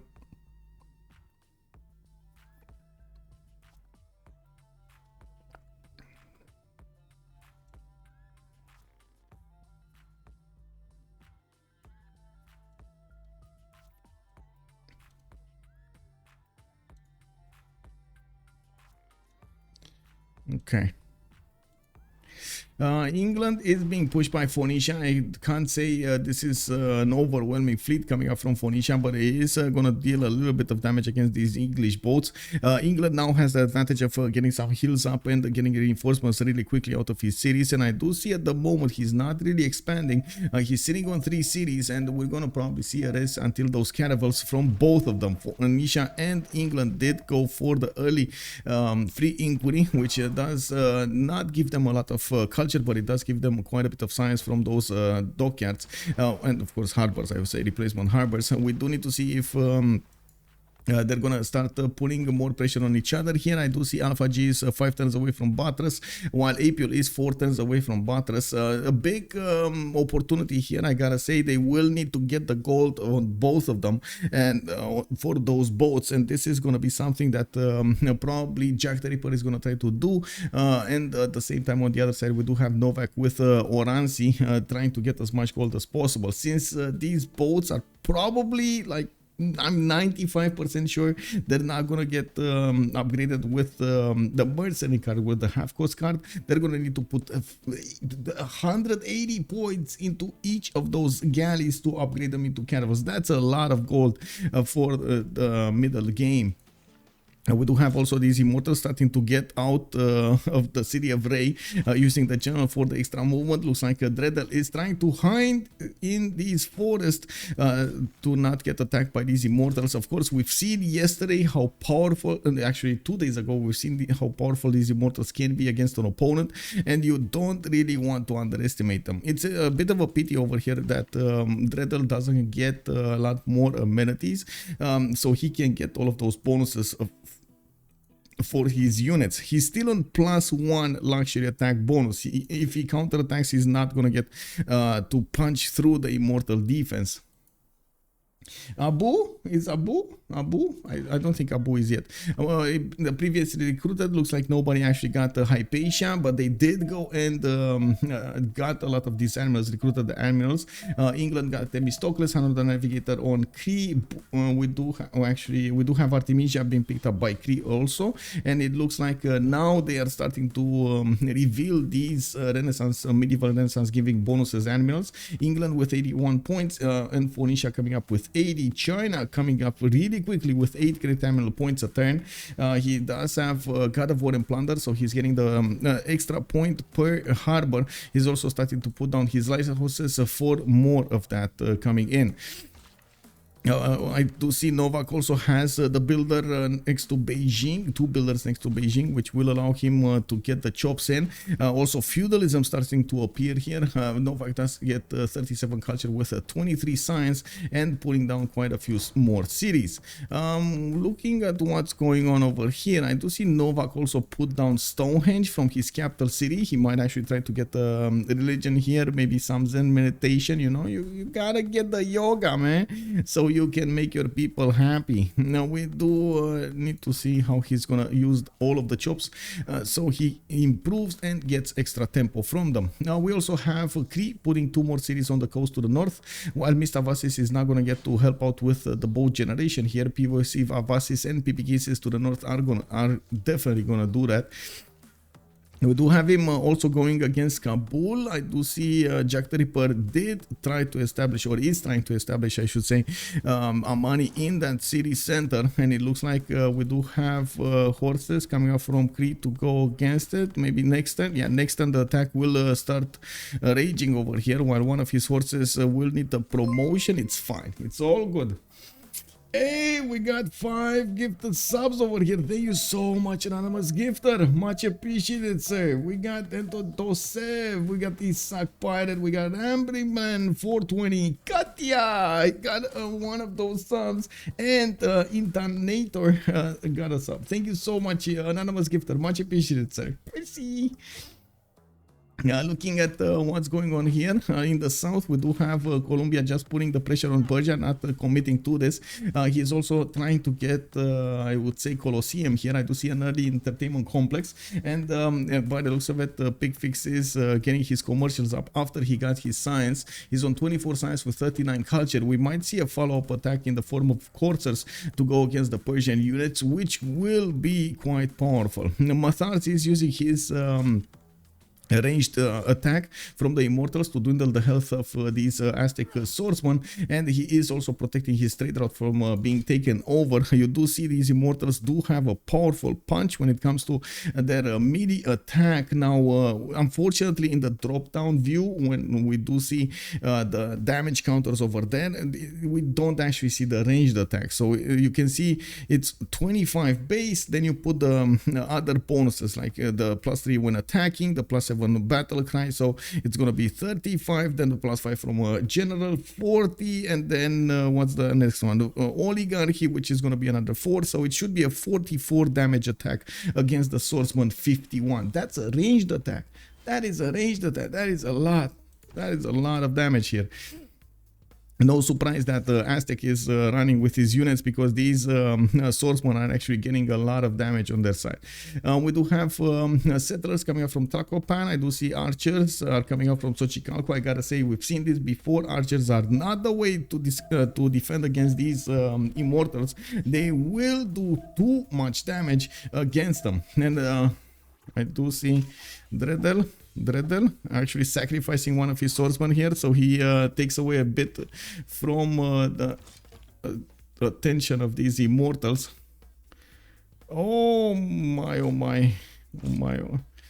Okay, well, you see the archers, this is what I'm talking about. This is exactly what I'm talking about. These archers don't even get to shoot, they just die. So it's kind of a waste of production. You want to get as much item from your teammates, you want to put those melee units in so you can get that going. Someone was going for Stonehenge. Yes, Kublai Khan China is actually going for a Stonehenge coming up in 3 turns. He does get another chop here next turn. His builder doesn't have any movement this time, and by the looks of it, he does have a significant amount of builders with the 5 charges on them, so he can keep on chopping and improving and doing everything. Delta Mike Oscar, thank you so much for the follow, sir. Did I miss anything here? No. Okay. Let me actually take a quick peek on Gran Colombia. In his tech side, he's going mathematics. He's also discovering feudalism. I do see a Temenanki being placed from Bogota. Yes, he does have a few of these floodable terrain tiles on the west side. Not sure if it's a Temenanki worth, but he will still get some bonuses. Kabul is getting attacked and taken down. Looks like Amani gun moved somewhere else. Hungary doesn't want to spend time plugging Amani in a city that is gonna die, and we do need to see where it is gonna arrive over here. Geneva, Buenos Aires, Antananarivo, Hungary. There we go. He's trying to take Antananarivo. I gotta point out, this is the coast that China has cities on, so China might actually try to go against that city and take it away from JackTheRipper. It is gonna be a good measure. Oh my god, look at this fleet from Alpha G, 4 turns away from cartography. He's gonna get cartography before the medieval era, and by the looks of it, we do have him with an admiral as well.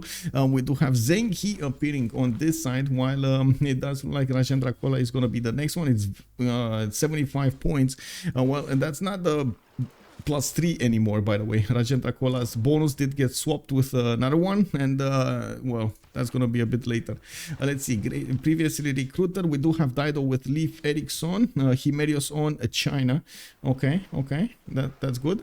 Also, I do see Hungary did manage to get Zankian. That's the extra trade route capacity, with the trade routes providing him some extra bits of gold. Still no Hypatia discovered, while Aztec did manage to pass the first scientist. It looks like Phoenicia is gonna get dibs on the next one, and we might see it pick or pass. We're gonna need to see what he's gonna do. We do have another city-state getting taken down. I believe it is Kabul over here, and yes, Oranssi is going to get the positioning on Colombia, forcing Colombia to start building some units to defend himself against a possible incursion from the Cree side. While Matharz did manage to get to upgrade crossbows, Aztec did also get to upgrade his men-at-arms. These units are going to be a bit stronger against these immortals. So, oh my god, look at the immortals go, man! They still do damage against these men-at-arms. Very, very strong. We do have more hard-built immortals coming up from Ray. I do see Sparta. I do see how to say, Matharz putting down a campus. He is, oh my god, minus 25 gold a turn. Oh, he never got Wall of Throne. Okay, now he's getting Wall of Throne. It's very important to get that building in such, especially in such a situation, so you get to build a lot of armies, and you, if you are Persia, you get to build so many strong units here. There are a lot of melee units coming up from Aztec. I do see Tenochtitlan going 2 turns for men-at-arms, so Chicalco also 1 turning that men-at-arms. So we gotta see how this is gonna be developed here as a defense. And I gotta point out also, Cree is on 246. Wait, 2, 4, 6, 7 cities. He just got Temple of Artes in Mr. Vasis. Mr. His. Wait a second. Mr. Vasis.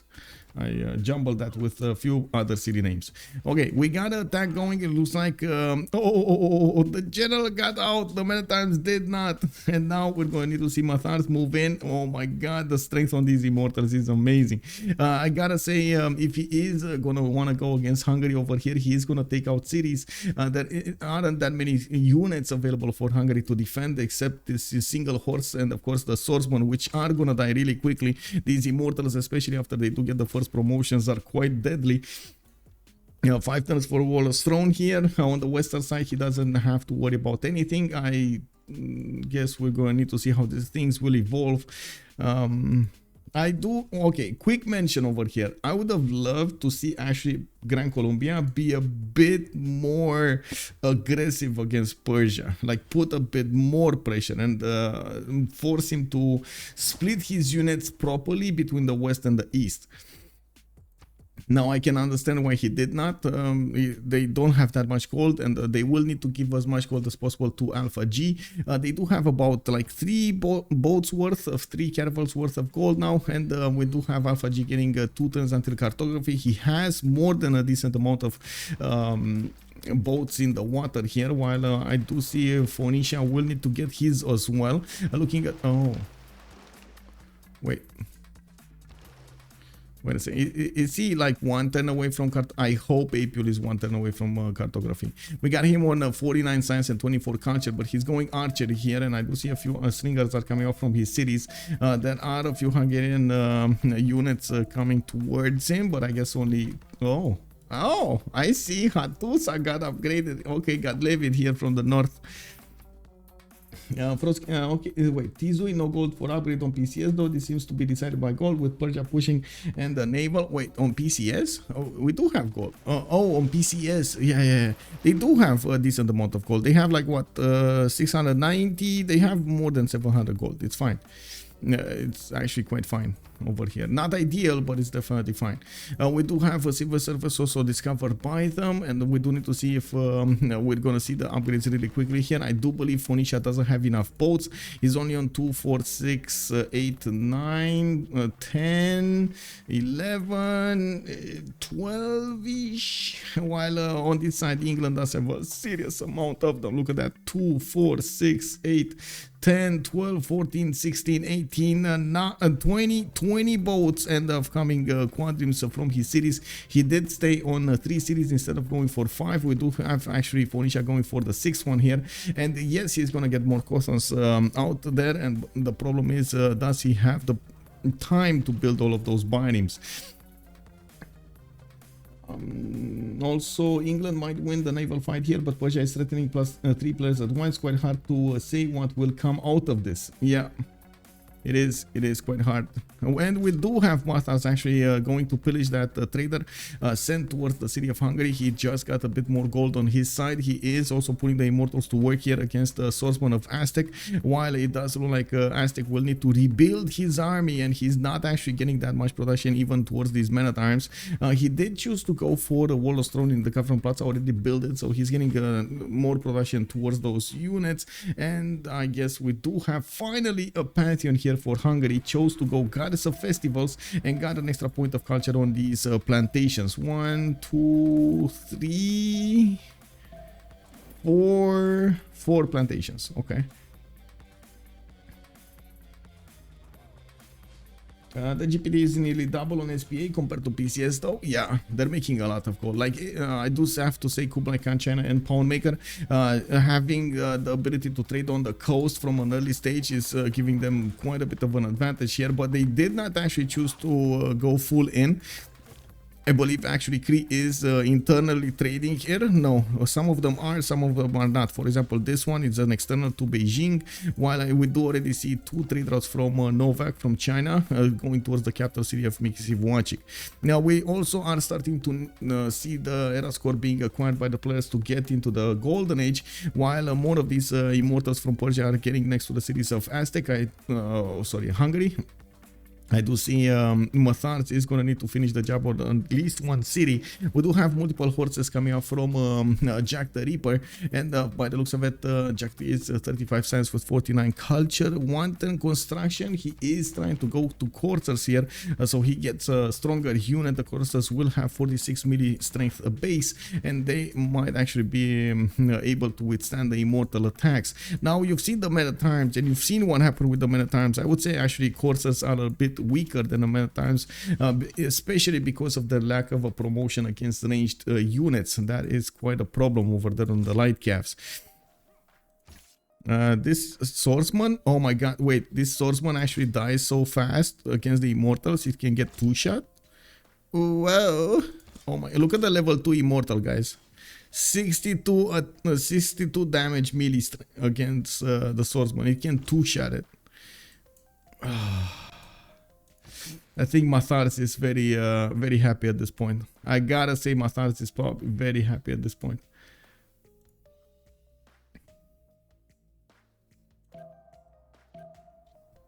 Impressive how SPA are coping with the situation. Yeah, they're not giving up, man. They're not giving up. They know exactly the role of Persia over here. It is going to be Irel warring 3 players.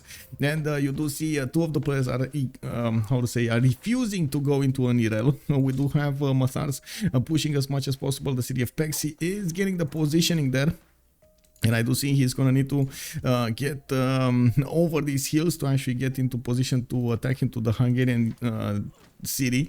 Hungary's city did get the extra damage from the horse, the extra defense in the horse, and he could actually try to chop a wall out. You've seen what happens with walls, especially when you have like multiple immortals attacking into them. Not really the ideal thing that you want to do, but it does 100% delay the attack. We do have Persia also needing to stop Aztec encroachment from the northeast. While he's getting more of these immortals going, he's gonna need to do quite a few attacks over here against the Aztec line of units. He does have crossbows to use. He does have the promotions on some of them, and he is receiving so much gold from his allies. Now what's happening here? We got a war raging. England is going on the offense. Apeul does have cartography coming up next turn. Civil service coming up in 4. It looks like Alpha G already has 1, 2, 3 of these caravels upgraded, and we do need to see Apeul upgrade his boats extremely quickly. We do have Apeul on 600 gold at the moment. He can upgrade at least 3 of those. We'll see if that's enough. That He does have level 1s here, so it should be enough. Honestly, it should be enough. He does have scouts in the water, 2 admirals, Leif Erikson and Rajendra Kola. We do have him with Victor in that city. Like, it should be more than enough to withstand the damage. Even with his boats, with his birems, he's still gonna withstand a little bit of attacks here. 69 strength caravels though. Hurt. They hurt quite a bit. First moves will be extremely important here, how things will develop. Rajendra is, how to say, the one giving the +3, it did get moved. I don't know with whom though. I mean, I don't know the name of the admiral that it got moved to, but it is in the next era. The +3 will be in the next era, not in this one. So it's much less impactful on this era who actually gets the +3 or not.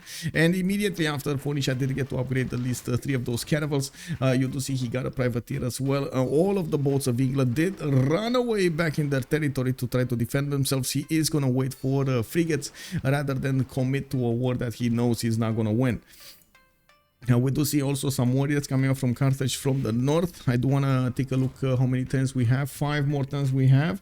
Looks like Pex is chopping down the walls here, and we do have Matharz needing to do the damage against these forces. He still has movement and visibility on these units. Now he is probably gonna take out this horse of Hungary, on the one on this tile over here on the commercial. And needs to be careful with which units he's gonna attack over there. We do see also Aztec getting a few more of these many times upgraded and moving them towards the line of units that Persia has. Catapults are on the way, being trained in the city of and built in the city of Rey, while Pasagarda is getting more of these immortals. I do see them making a line towards the east side, towards the northeast, and not really committing to Gran Colombia. Gran Colombia did try to push back Cree to go against the city of Kabul here, and I do see he is having a bit of an issue actually dealing the necessary damage against these units, but he did put 2 at least in low HP range. There is a wall up in the city of Kabul which will stop the forces from taking it back, and we do need to see how many units will come. I do see more of these horses are being trained in Mikisi Vuacic. Picfix does have 40 signs, Oranssi is on 44. They're kind of equaling themselves out on that one. The gold generation though, it's quite problematic. Novak 148 gold, Oranssi 113 gold. On the other side, Picfix 8 gold, Dredhel 2 gold, Jack is 43, and then Alpha G is only 17. I think the biggest issue is Gran Colombia did not actually open up with commercials here, and it did take him a while to actually get all of those points in. We do have the walls up in Pex, a few more units coming up from Győr from the north, while Matharz is going to put some immortals over there in the north. It looks like he did not choose to take out really quickly this horse of Hungary. Oh, I guess he did attack into it, but it got back into the city of Pex. Okay. There is a counterattack. Aztec is starting to push into Persia. Now he does have the military alliance extra +5, while Persia did not get his Penbrush and voice. He is actually lagging quite a bit behind in the tech screen. He's 3 turns away from getting civil service, so that might actually eat at his chances to get this war properly done. Yes, the Matharz are stronger now, but still not as strong as you would want them to be. We'll see how things develop soon. Jack about to scale hard. 10 cities. Sloppy GK is making a comment here. Very nice. 2, 4, 6, 8, 10 cities indeed for Jack. He is gonna get his science up, his districts up, his economy up, and we're going to need to see if it is going to be enough to stop the attack on England, especially since we do have more caravels coming up each turn. They can upgrade at least 1 caravel per each turn, looking at their gold generation here, and by the looks of it, they can upkeep Matharz with no problems over there. These boats of Phoenicia at the moment don't actually do enough damage against the English caravels to take them out entirely, and when we're going to see the next units, the frigates, come out from England, this might actually change as a dynamic. But also those frigates require gold, require neither. There's quite a few requirements over there if you really want to make the most out of them. It's good that he's getting the pre-builds, don't get me wrong. It's a bit problematic that his allies are not going for those things over there for him, the resources and the gold. Sloppy, thank you so much for the follow, sir. Does PCS have Niter? The priest is asking us. Let's see. Does anybody have Niter? I think that's the biggest question. Zero Niter across the board in the entire game. Nobody has Niter. Okay, we got more of these horses coming out. Of course, Hungary. I did mention I didn't mention actually. Hungary does benefit from what the Black Armies, right? That's the replacement courser unit. Well, the Black Army usually is used to be coupled with how to say, levied units. Well, in this case, he's not going to get that option. We do have Matharz also managing to take out some of these many times here using his race shot. He can shoot above these ranged, sorry, the many times in the front line.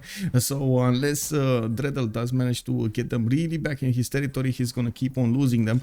There might be an immortal going down next turn, depending on the moves here. He does have generals deployed to the northeast. Oh, he has 3 generals. He got 3 generals, guys. Burica, Trumtrak, and Shunzu recruited by Matharz over here. Very important. Oh my god, he actually has 3 frontliners. He can fight quite easily. Unbelievable, man. This is ninja tactics over here coming up from Matharz. Amazing. Still 3 cities on England. Looking at the yield stamp over here, Apeul is 58 science with 27 culture, while Alpha G is on 54 and 21. We do have more of these squadrons coming online from Phoenicia, and I do see he's starting to put down a few of these campuses. Looking at the era score screen here, we do have 3 more turns until the next World Congress, and it does look like Oranssi is on 59 out of 54. He got his golden age. Novak is 57. He got his. Matharz is gonna also be in a golden age next era. Apeul 50 out of 60. This might be a problem. He did choose to go a bit too wide, and he didn't have enough production for everything. Now we're going to need to see if in the next 2 turns he's going to be able to get that going. I gotta point out this might be an issue for him. He's also starting to put the pressure on England. England does have promotions on these boats, does have a lot of boats with the support on them, and we do need to see if Apeul is going to manage to get a few ranged units alongside these boats. Wow, wait, did he? No, okay, he didn't manage to get it. Alpha G did switch that caravel and did get to upgrade it. We do have Picfix also 3 points away from getting his golden. He did finish at Temenaki in the city of Bogota, getting diplomatic quarter in Cumana. I do see he's getting a galley here, so that's an extra 2 points. He should be able to get the golden. Dredhel 49 out of 59 might not have the opportunity to get his golden age here. Aztec is still trying to get as many points as possible. He does have a lot of campuses. He does have a decent amount of science as well. We got some raiders in the house. Elephant Guy, good evening, sir. How was the game between Suomi and Shas? Persia battleships. Who won? What happened over there? Was it that fast? Also, Bomb Dianfelier. Hello there, sir. How do I say the thing? I hate chemistry. Wait, you actually hate? Why do I hate chemistry, man? I have to decorate all A families of the periodic table for tomorrow's test, but I wanted to watch this game. Ah, come on. You gotta do what you gotta do, man. A little bit one-sided towards what side? What was the side that was getting a bit, you know, too high up? Also, big shout out, by the way, for Elephant Guy. If you guys don't know Elephant Guy, you should. He's playing quite a bit and streaming quite a bit nowadays. I do hope you're gonna keep on streaming, my sir, and I do hope you're gonna be successful over there. Battleships ballasted them. Oh my god, I can see that in slow motion over here, getting that shell coming out of the barrel over there with the explosion. Oh my. Let's see. We do have Gran Colombia coming off with these horses. Did retreat here. I do want to keep on watching the ENA score. We do have JackTheRipper managing to get his golden age. He's still being pressured. Matharz is not pushing through the line of defense that Hungary is putting up. We do have Hungary going for his foreign ministry, needing to get that extra +4 on his levied units. I do see great libraries on Eager, and Alpha G 2 points away from getting his golden. This might actually be a problem if Alpha G does manage to secure his golden age. It will be a serious issue towards Phoenicia. We'll see how this evolves. Like most of the Phoenician science is coming from those cotons over here. He does have quite a few of them. Yes, he did build a few campuses, which are quite nice, but I'm not sure it will actually be enough. That's the problem. Not enough. Okay, so how many things do we have? Classical Arena 110 away, guys. This is the last turn they can get the points in, and we do have Alpha G 52 out of 53. Apeul is 50 out of 60. Everybody else, no, actually Dredhel is 50 out of 59.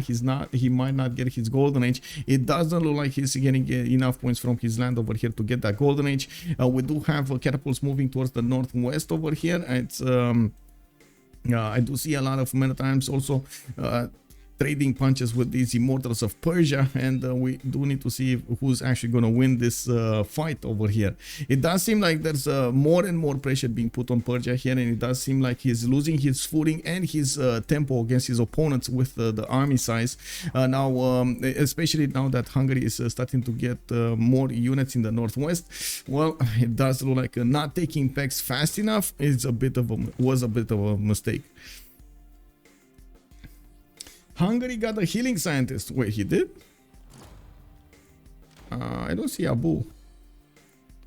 Wait, so previously recruited. Do we have Hypatia? We do. It was on Aztec. Okay, libraries. He got a free library and got some extra science from those. Hungary did manage to get Marco Polo with the free trader unit. Okay, very nice for him. I do not see Abu. Abu is not here. And Francis Drake is the admiral that gets the +3, but it was recruited by Kublai, China. Novak over here will probably need to take Antananarivo. That's exactly what he's doing. Going against that city-state as soon as possible to take it down.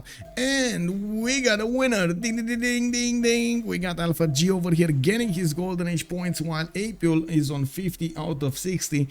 He did go quite wide over here, and it doesn't look like that actually paid off. He is putting the pressure on England and taking down units here. And we do see in the yields tab, they are making a lot more gold than PCS overall. But how is that gold being spent in this scenario? Now, looking at the army tab here, we do have Niter now on Novak and Oranssi, while on the other team it's zero Niter. We might actually see those frigates get upgraded from Apeul in 5 turns. I do see Alpha G also has 5 turns to go here, and I do see him needing to get those points going quicker. Quick.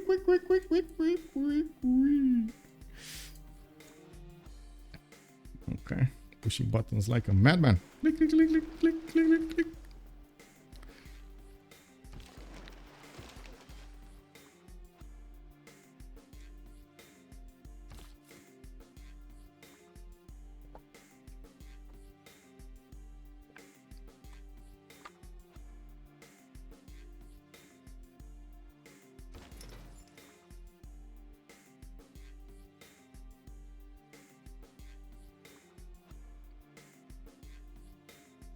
Okay. Oh, China did get the religion, by the way, earlier with Stonehenge. Let's see. The only religion in the game, Zen meditation and sacred places. He's getting quite a few yields coming up with the faith generation of his wonders. And I do see he's starting to put those great walls, the 2-1 ones. He's managing to get 74 science and 42 culture with still needing to pit his golden age. Oranssi did go for a second pen brush and voice, 65-71. Matharz is 21-30 here, and he did pick up pen brush and voice this time. Apeul normal age. Novak still picks his. Picfix is pen brush and voice on Gran, on Simon Bolivar. I do see Monarchy is also his choice. We do have Montezuma normal age, unfortunately. JackTheRipper free inquiry this time, jumping up to 95 science and 46 culture. And Alpha G another free inquiry. Did he not? Wait, why is he on 30 science? I think he did not get his upgrade or something, or the point. Wait, I'm pretty sure he should be on like 50 plus. I don't know why this happened, but I'm pretty sure he should be on 50 plus. Maybe it's just a matter of yeah, there we go, 58 points. Oh, guys, we got the +5 Congress going around. Anyway, we're gonna have a quick pause over here to let them choose their options. 2 minutes, and we're gonna come back after these 2 minutes. Stick around and we're gonna see the outcome of this game in just 2 minutes, guys. 2 minutes.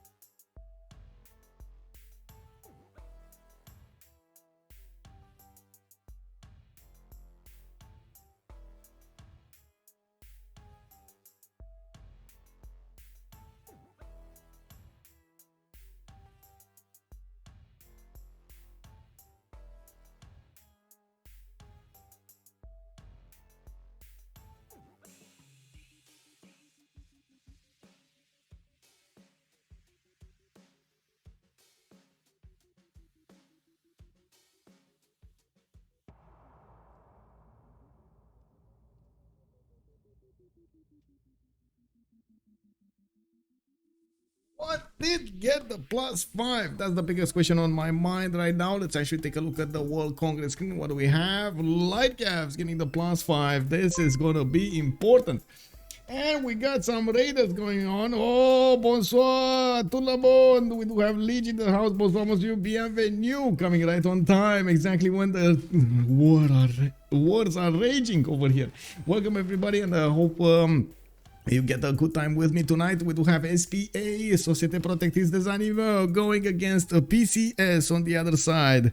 PCS, that both of them actually have their own set of advantages, and we're going to need to see how they're going to manage to punch through the defenses. Bonne nuit, Liege. Bonne soirée also. Big shout out, by the way, to Leech. If you don't know him, he is streaming a lot of Civ6, but he did start streaming some Age of Wonders 4. So if you want to take a look over there, definitely give him a follow. Looking at what's going on here, we do have to take a look at their bonuses. How did they end up? We got Oranssi over there, 66 points to 67. He is still above Picfix to the south of him. And war might be started between them sooner than we're thinking. It does really seem like he's going for the more production. He's also putting down more campuses and improving a lot of his territory. I do like how he's setting up those industrial zones, by the way. Finally, after about 14 turns or 15 turns after he got this entertainment complex, we do have Picfix started up his Colosseum here. It does look like Picfix is also building a few more horses, not only deploying them to the east but also to the north. He's getting more settlers to go for his third expansion phase, and we might see him get this land to the south. There is a war raging between Persia and Aztec. Aztec's actually managing to push through that defense, while we do have Persia trying to do the damage against these Hungarian black armies. You can see now with the extra +5 from the military advisory resolution, these units upgraded are much stronger than the Immortals, or I guess just as strong as the Immortals. Very good for them. We do have Ray getting the walls up next turn, and Matharz is gonna get the defense going. He somehow lost this edge over here to defend against the Aztec men-at-arms. We do need to see if he's going to manage to deal the damage on return over here against his opponent, against Dredhel.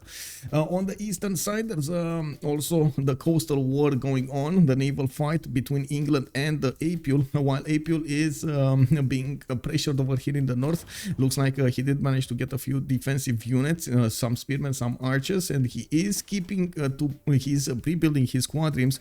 Antananarivo just got taken away from also JackTheRipper. Jack with Novak are the only ones in the game making over 100 science, and taking away Antananarivo from Jack is quite important, and a decent amount of culture there.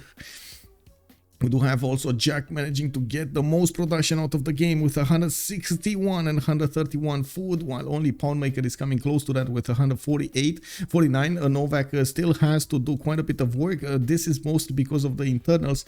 I'm pretty sure Aztec is still using quite a bit more his internals than his externals, while Novak is fully external here, so they can get the gold, so Apeul can actually get that going. We do have the doggy wiggle over here, the big 5 wiggle. Yeah, let's go. Looking at what's going on here, looks like these immortals are shooting back against the men-at-arms and doing quite a bit of damage. Matharz did get a crossbow inside of that city center, and it does deal with 63 against the men-at-arms 70. We do have wait, spearmen? Hello? Please, no spearmen. No, spearmen bad. We do have walls coming up in Pasagarde. I think Matharz is quite worried about the Gran Colombian push from the west side, while I do see an encampment from Popayan. Okay, is that for a military engineer? Because I don't see any reason he would get an encampment there. Okay, looking at the tech side here, we do have 1 turn for Alpha G to get square rigging, while Apeul is 3 turns away, and he's gonna get mercenaries in 2. He's gonna get a lot more boats improved with gold he has, and I gotta point out Jack did start to acquire the Niter. That will help out England to actually upgrade his boats here, his squadrons into frigates, while we do need to see if there's gonna be, of course, a Phoenicia with the biggest brain tactics and the most boats going against England to try to take out his navy. Looking at the gold situation, we've seen decent difference from between the two teams from the beginning of the game. There's a lot more gold available for SPA to use than it is on PCS. Now it does look like, of course, with the crumbling of the Persian army, that might change quite a bit over here, the dynamic between the two teams. These black armies are pushing out of the borders of Pex, and it looks like JackTheRipper is going to take no prisoners. It's going to take them really quickly down. Persia does need a lot more units to defend himself over here in the city of Ray, while these men-at-arms, wait, do they benefit from a CAD? Is there a CAD in? There is a CAD in the game. Alpha G doing the full damage when he's attacking into the walled city. The city of Ray will fall next turn. +5 light cav means Persia will need anti-cav to live. He's no longer pressuring his opponents here. Yeah, I mean, I know what you're saying, but I don't think anti-cavs are a solution, especially against Aztec. And that's why how to say, I did the stutter over there. I'm pretty sure Aztec is going to keep on building men-at-arms, and that's exactly what he's doing. And if you get anti-cavs, I guess you can see the damage, right? It's just overwhelming. 74 men-at-arms against the spearmen, 48. Even against pikemen, they're still gonna do a lot of damage. Maybe he had quest for a cat. Maybe, yeah. Wait, no. Oh, you mean Aztec, or you mean Persia? Because a cat is on the opposing team, so that's not gonna allow him to benefit from missions and stuff. Anyway, wait, that's actually England. Oh, it's not Aztec. Okay, never mind. It's fine. It's fine. He just got the damage he got. Oh, wait, it was just a low damage over there. The Persian defense was only a crossbow, not the other way around, not the stronger unit.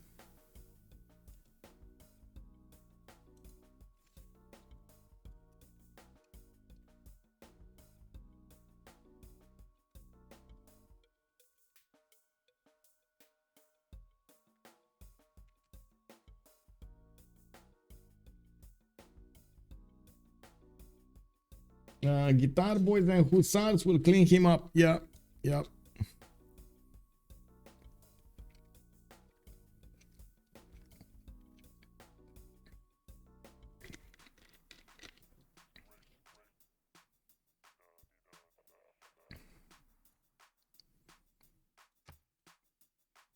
Just waiting for the players to get back in, or I should say for Oranssi to get back in. Apeul is saying crash, he thinks.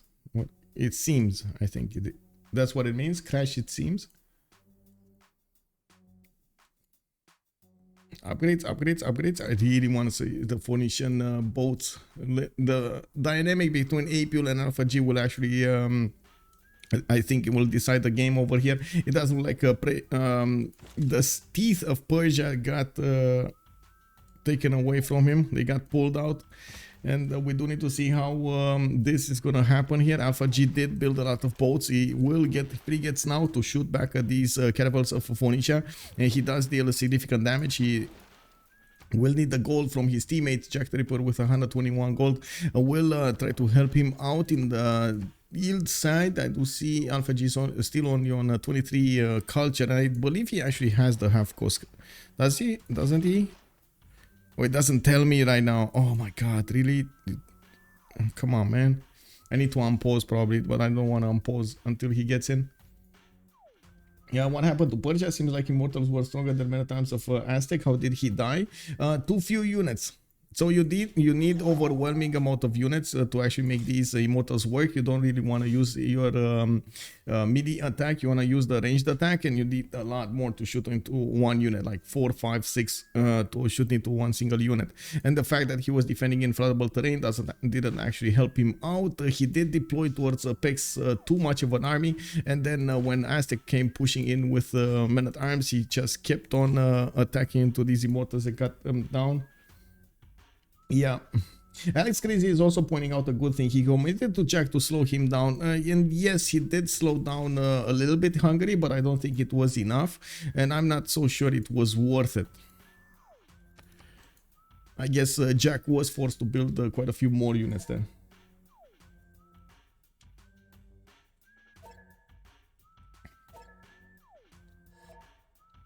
Okay,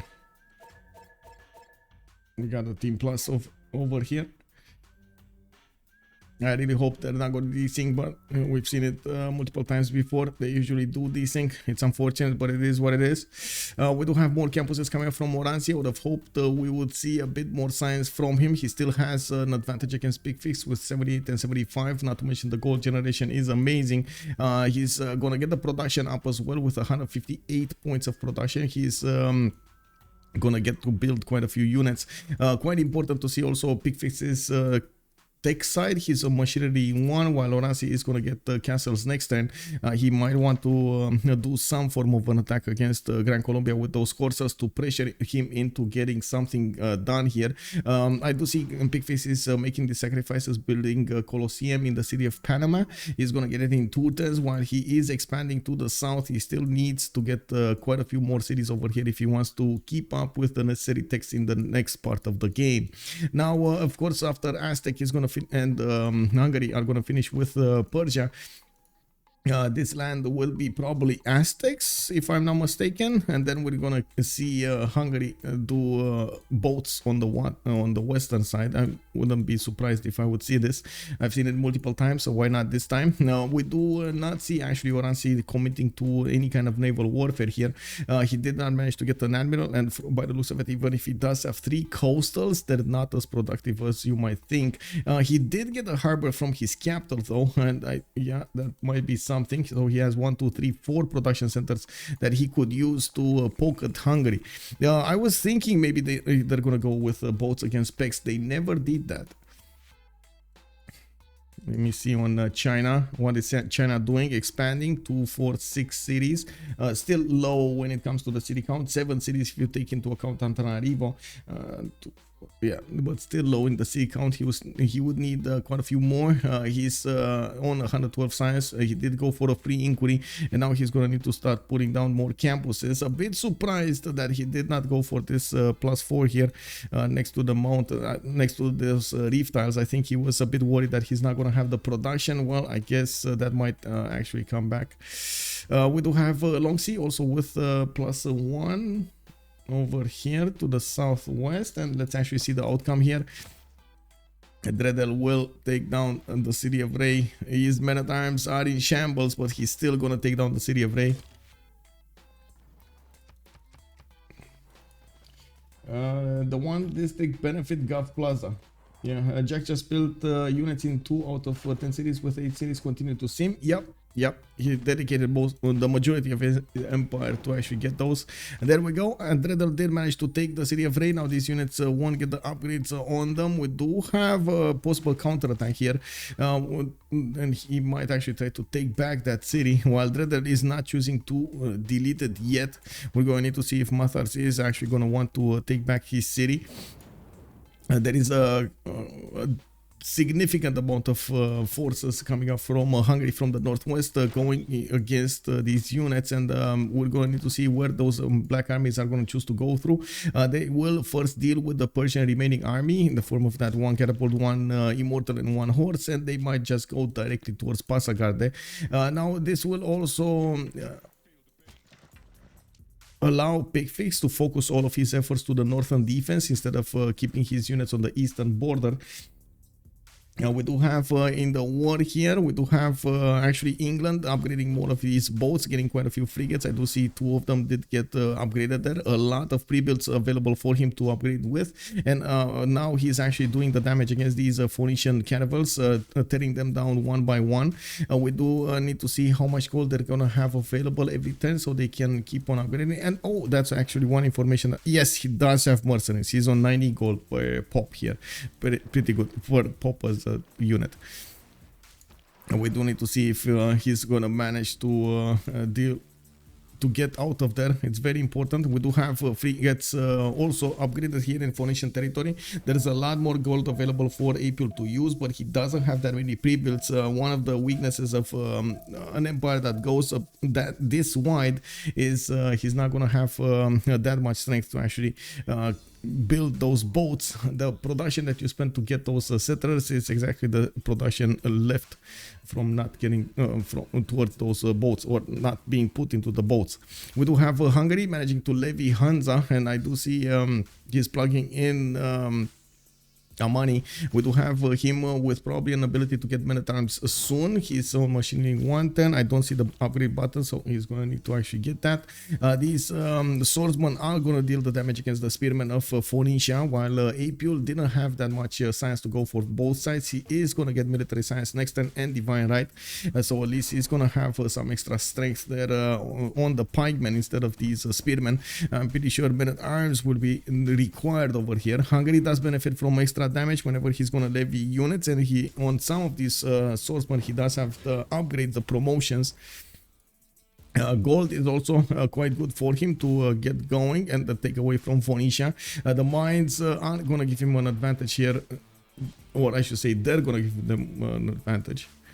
They're going to give them an advantage, yeah.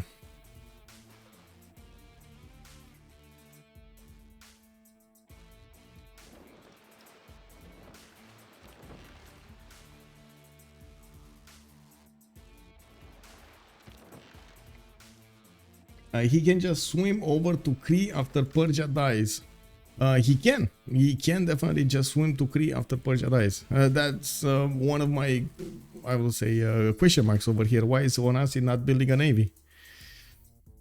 Oh well, Persia lost that city of Rey. Aztec doesn't have that much power. He is rebuilding and repositioning his men at arms. So on the front line again, it will take a little bit of time to get there. Another 2-3 turns to actually get towards Persia. We didn't see an escape settler from Persia anywhere, so he's not actually gonna go somewhere to get safe. That's a bit of a bummer here. He would have needed to get safe, but unfortunately not gonna happen. In a 3 versus 4 situation, it's actually quite problematic for the team with 3 players, because they're gonna not benefit from a military alliance, which does take away the +5 that you would have against your opponent. We do see the technology of pikemen also available for Persia at the moment. He's 5 turning 1. Oh my god, that's a lot of time. That is a severe lack of production in here in the capital city.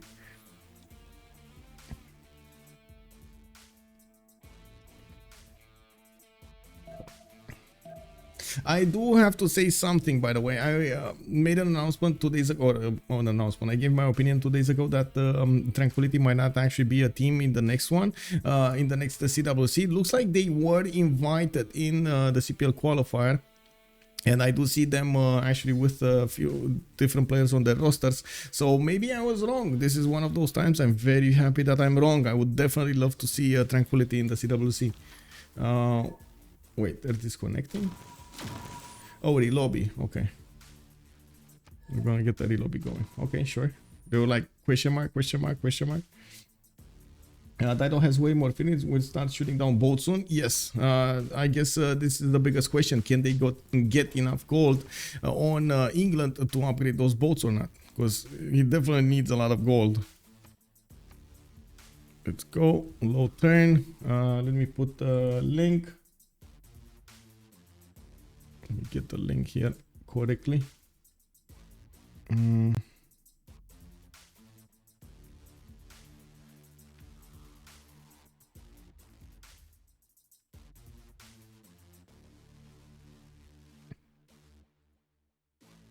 Oh, got them the link. Back in business, I think so. I see them in the channel.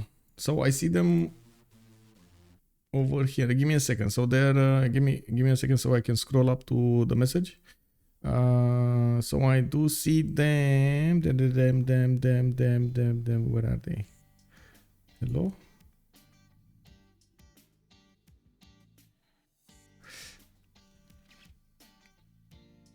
Okay, Automation, Paul Hertz, we got Descarat, Kane, Crispy, HD, they recruited HD, Hora de Orca, Bari, and then Kazandar. Okay, so there are 3 players coming up from BTS that are now on Tranquility. And from what I've seen in the Brazilian community, Enemy will be the team elected to play. Give me a second, let me double check that information as well.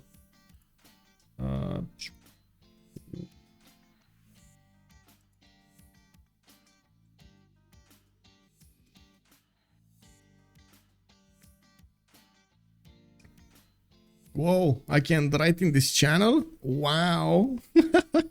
That's a long time, man. That's a long time since I was able to write in the channel.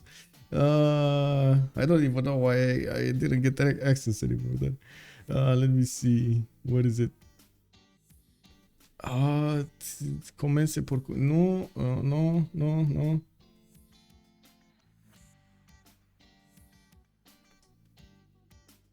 I guess I have no idea how... Oh, a visual announce, yes. Okay. Oh, I think everybody's in, right? They were waiting for me. Okay. Enemy, yeah, NME actually, like the letters NME. Also, to left hand channel, good evening, sir. How are you doing tonight?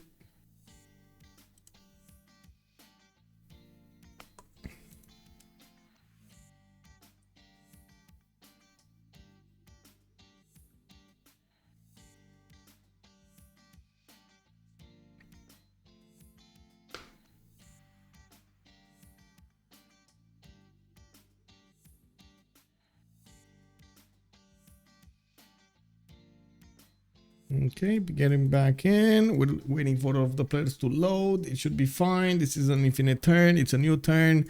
And I guess this turn will start with everybody's gonna resync. I really hope nobody's actually gonna crash. We got Matharz and that's it. Matharz needing to rejoin. Should be fine.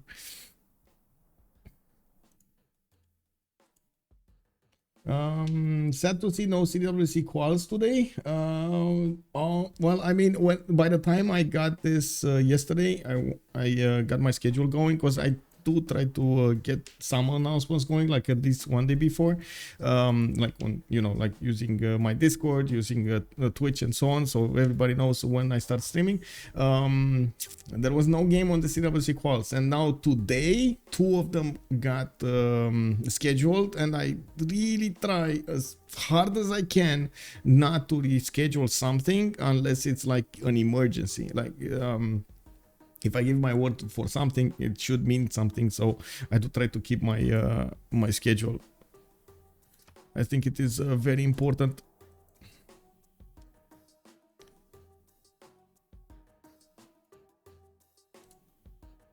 I also think this game is very important to know exactly who's gonna jump up into the Division 1 from Division 2. ProjectConquerors has done quite a remarkable job getting into the points in this season, and of course fighting against SPA, which does have a lot of very experienced players on their side, is actually something for them very important. Now there are quite a few challenges in front of them talking about this.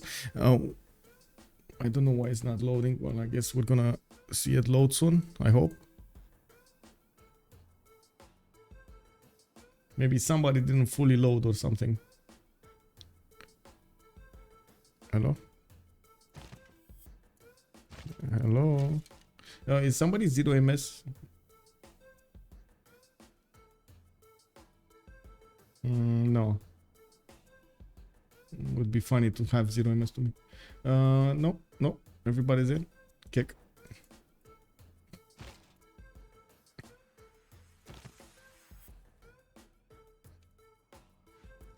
Maybe multiplayer helper war center. Oh, cancel. Never mind. Oh, I see. Okay, so Dredhel fire assist, and that's why the game was not. Why did lobby? He could just join. The turn didn't start. That's a bit fast on the buttons there. What is multiplayer helper? It is a mod that we're using to actually allow us to have first of all the UI, the how to say the interface, the user interface in the game, so we can pick and ban civilizations, and it also gives us quite a few options in the game. For example, it stops AIs from being able to take over empires during the crashes, so you don't get messed up over there.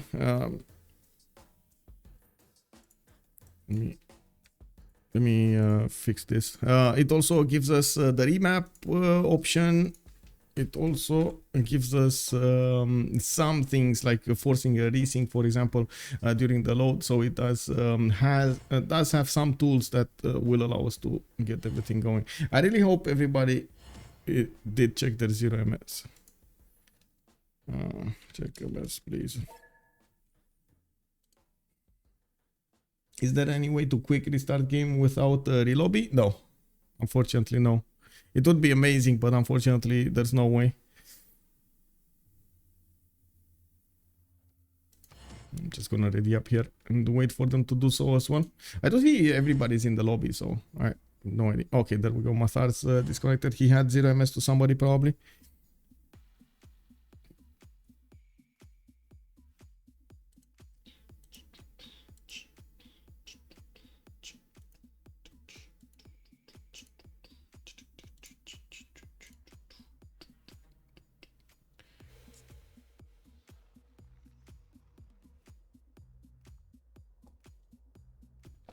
Oh, actually quite a few of them at 0 MS. Okay.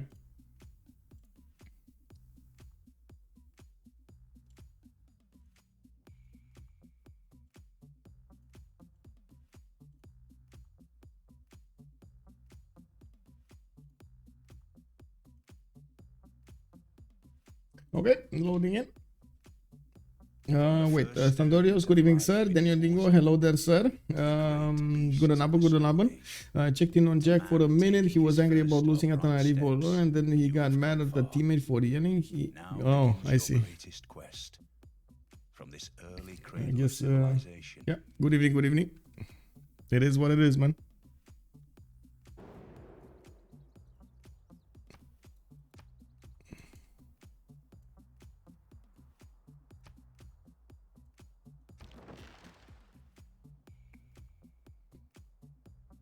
Okay, so everybody's loading in, and hopefully we're not gonna have a crash this time. It will take a bit of time for them to join here.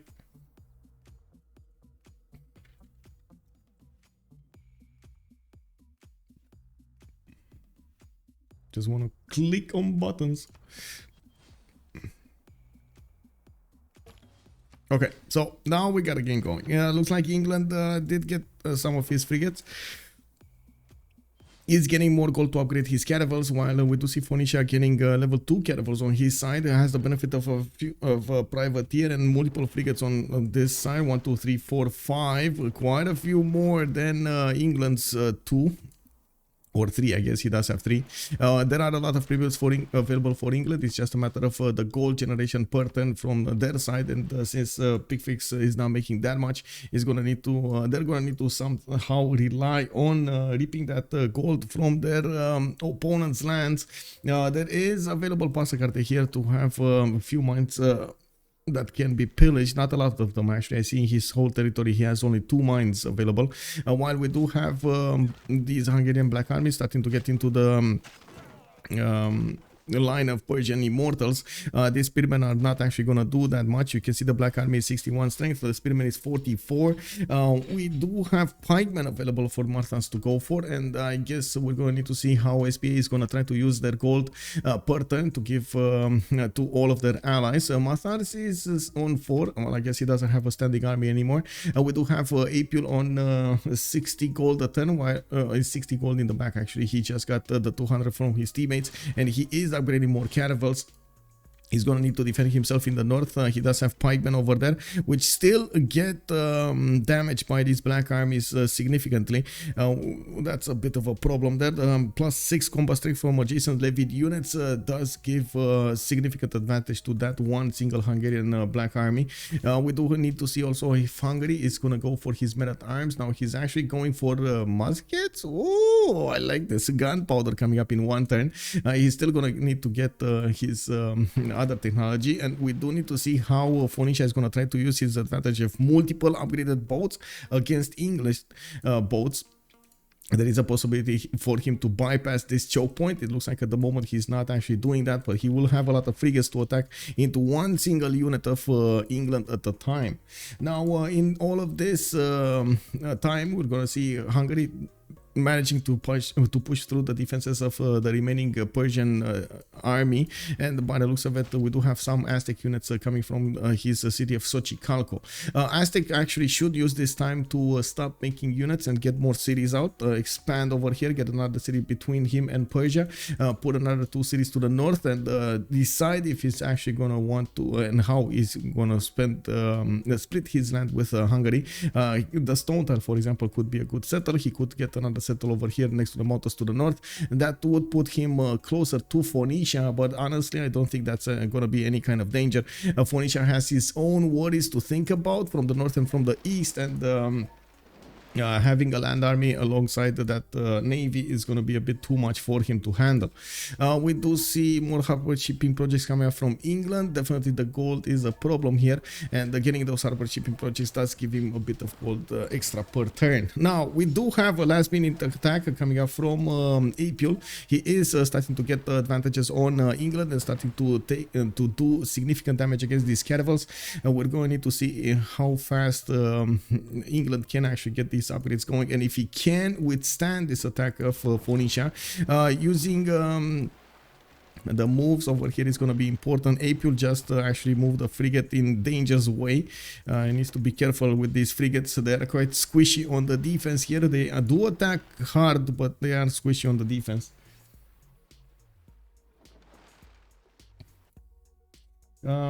Second sea battle map in a row, indeed. Oh man, these sea battles are amazing. I do see at the moment Phoenicia does still benefit from these level 2 caravels, and they will take a lot of damage, especially from these they're gonna take a lot of hits, not damage, from these frigates of his opponent. They are very, very strong, especially now that they do have the emblem promotion and the reinforced hull promotion.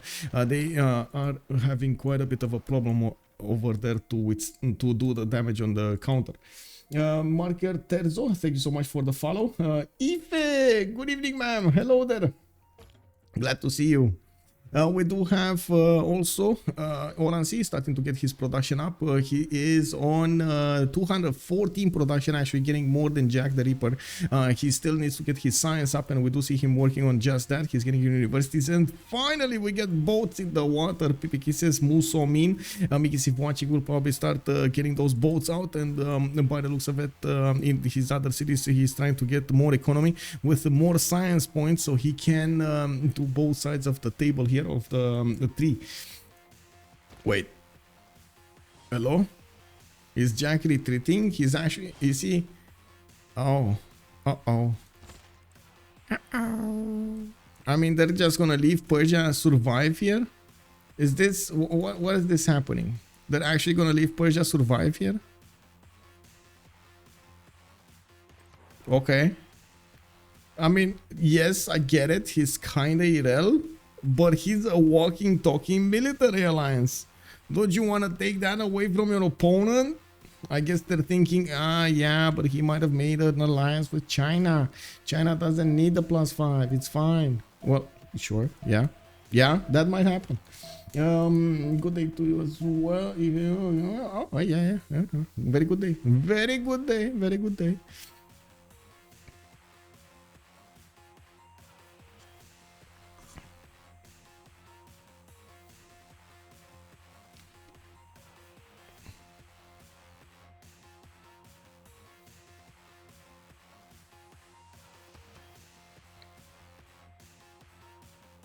Okay, let's see. Dredhel still coming out with a few more of these builders. These are feudalism builders. He's going to start finally to improve his land here.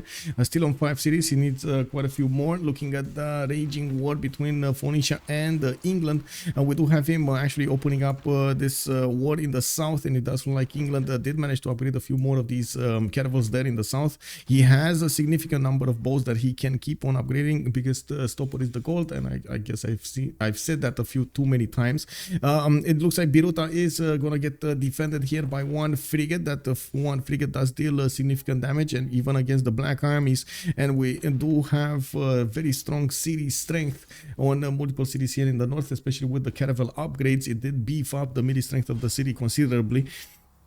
We do have more upgrades upgraded by Phoenicia. Unfortunately, he is starting to run out of caravels over here with the frigate. He will need to be extremely smart over here how he's gonna use these frigates to attack into his opponent. I do have to point out this one-tile island doesn't actually stop the frigates from attacking, and as you can see over here, they are using that advantage of having the 2 extra range to attack across that pathway, across that one-tile island. Now in the south, with the extra flank opened up, it does look like Phoenicia will need a few more frigates over here if he wants to guarantee destroying some of the English boats before the counterattacks come in. Apeul does need to be careful to always keep these caravels with extra movement on them, so they are able to promote, very important in a war on the navy, to actually, and any war actually, to have available movement, especially if you're with fewer units than your opponent, so you get the heals up. Alex Crazy Knight, they want to escape Persia with those levies to take another CS. You're talking about this one, Matharz? Samarkand? Oh, I see. So he levied Samarkand and he's going for Bologna.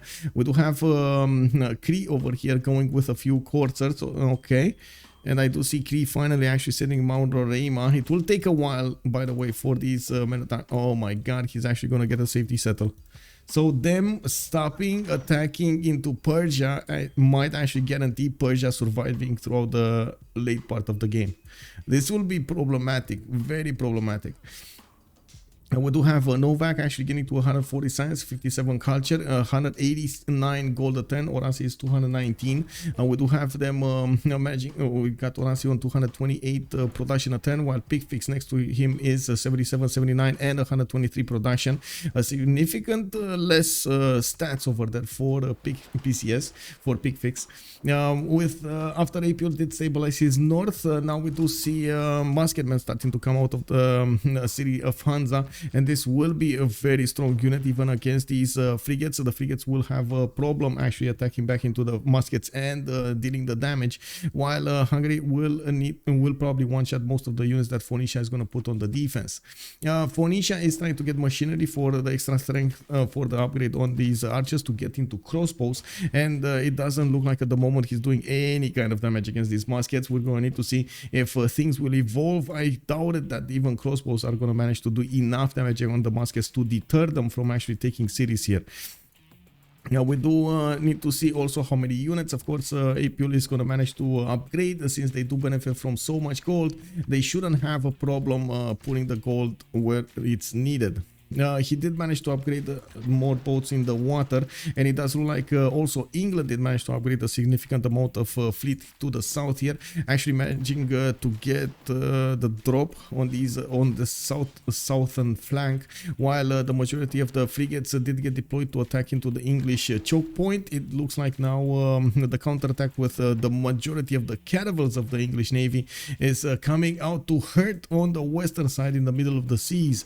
2, 4, 6, 7 of these caravels are going to go against just 3, 4 of the caravels of Phoenicia, and I'm pretty sure Apeul will need to upgrade some more and at the same time redeploy his frigates to the south so they can deal with the new threat.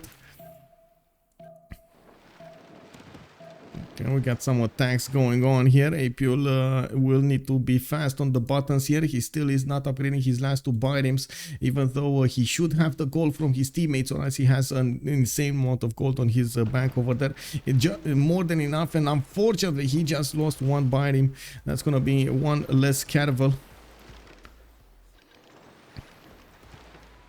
It doesn't look like he's doing enough damage here. Oh.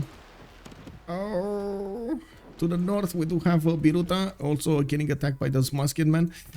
Phoenicia will need to upgrade these units as well as the southern ones. He is on minus 10 gold a ton. He does need the economic help of his allies there, while he's getting attacked on multiple sides by England. He's going to need to somehow get these boats to take out the English Navy. And this is the advantage, guys. This is the advantage when you have so many pre-builds, and this is what it gives you. We do still have, for example, a biome here. That like every biome counts now. I gotta say, like, not crossbows. Every biome counts. He does need the extra strength of each of those melee units in front of these frigates, so they don't die like paper. They can be two-shot by the caravels of his opponents, and this is gonna be a big problem. Very big problem. Let's take a look on Persia. I do see Aztec is not pushing anymore. The majority of the units of Hungary did get repositioned here. Picfix is starting to get the navy out, and it looks like Cree is also pushing, but only with 2 of his caravels against his opponent. That's a bit unfortunate here.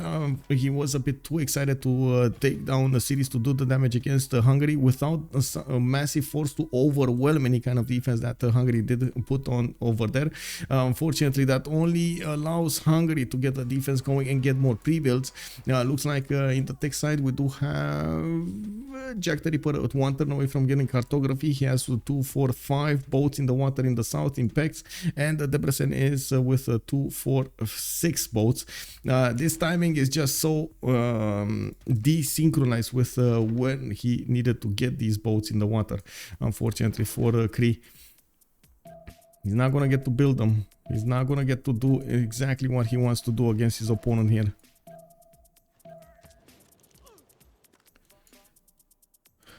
Very important to see how this is gonna evolve. We do have English caravels probably doing the first moves here. One of them did manage to pass into the backline here, and it looks like he is attacking into the caravels, not into the frigates.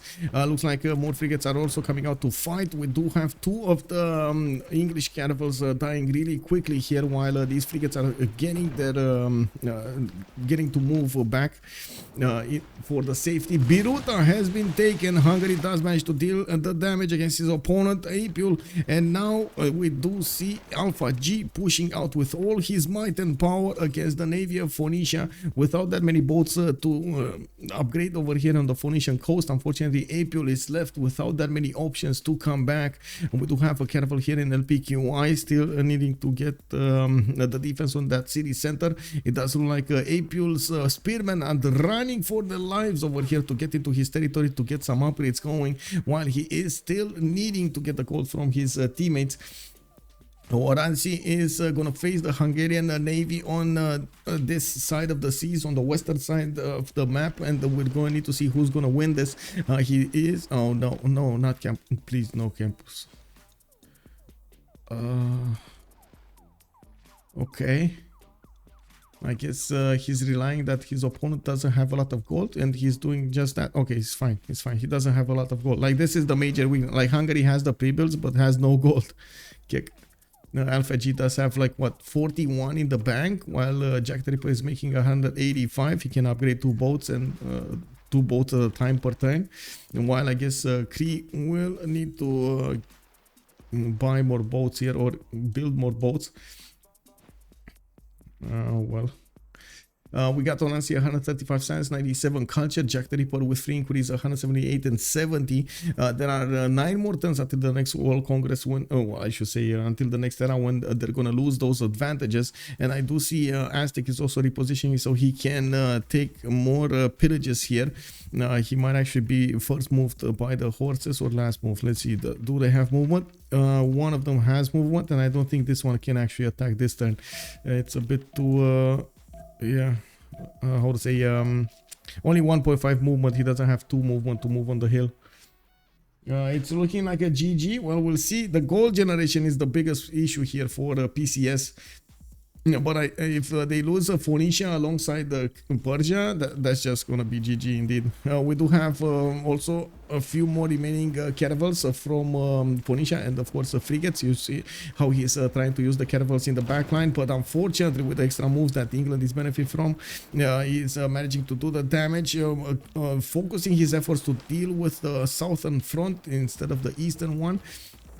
And we do need to see if Apeul is gonna get his repairs on these boats. Looks like the frigates are doing significant damage against these English boats, even if he had quite a few of them in the south. He lost also quite a few of them. Not that many caravels remaining, and you do see that England is taking more and more risk using his frigates coupled with the caravels to take the damage on, to do the damage against Phoenicia. This actually makes me wonder, why did he move back?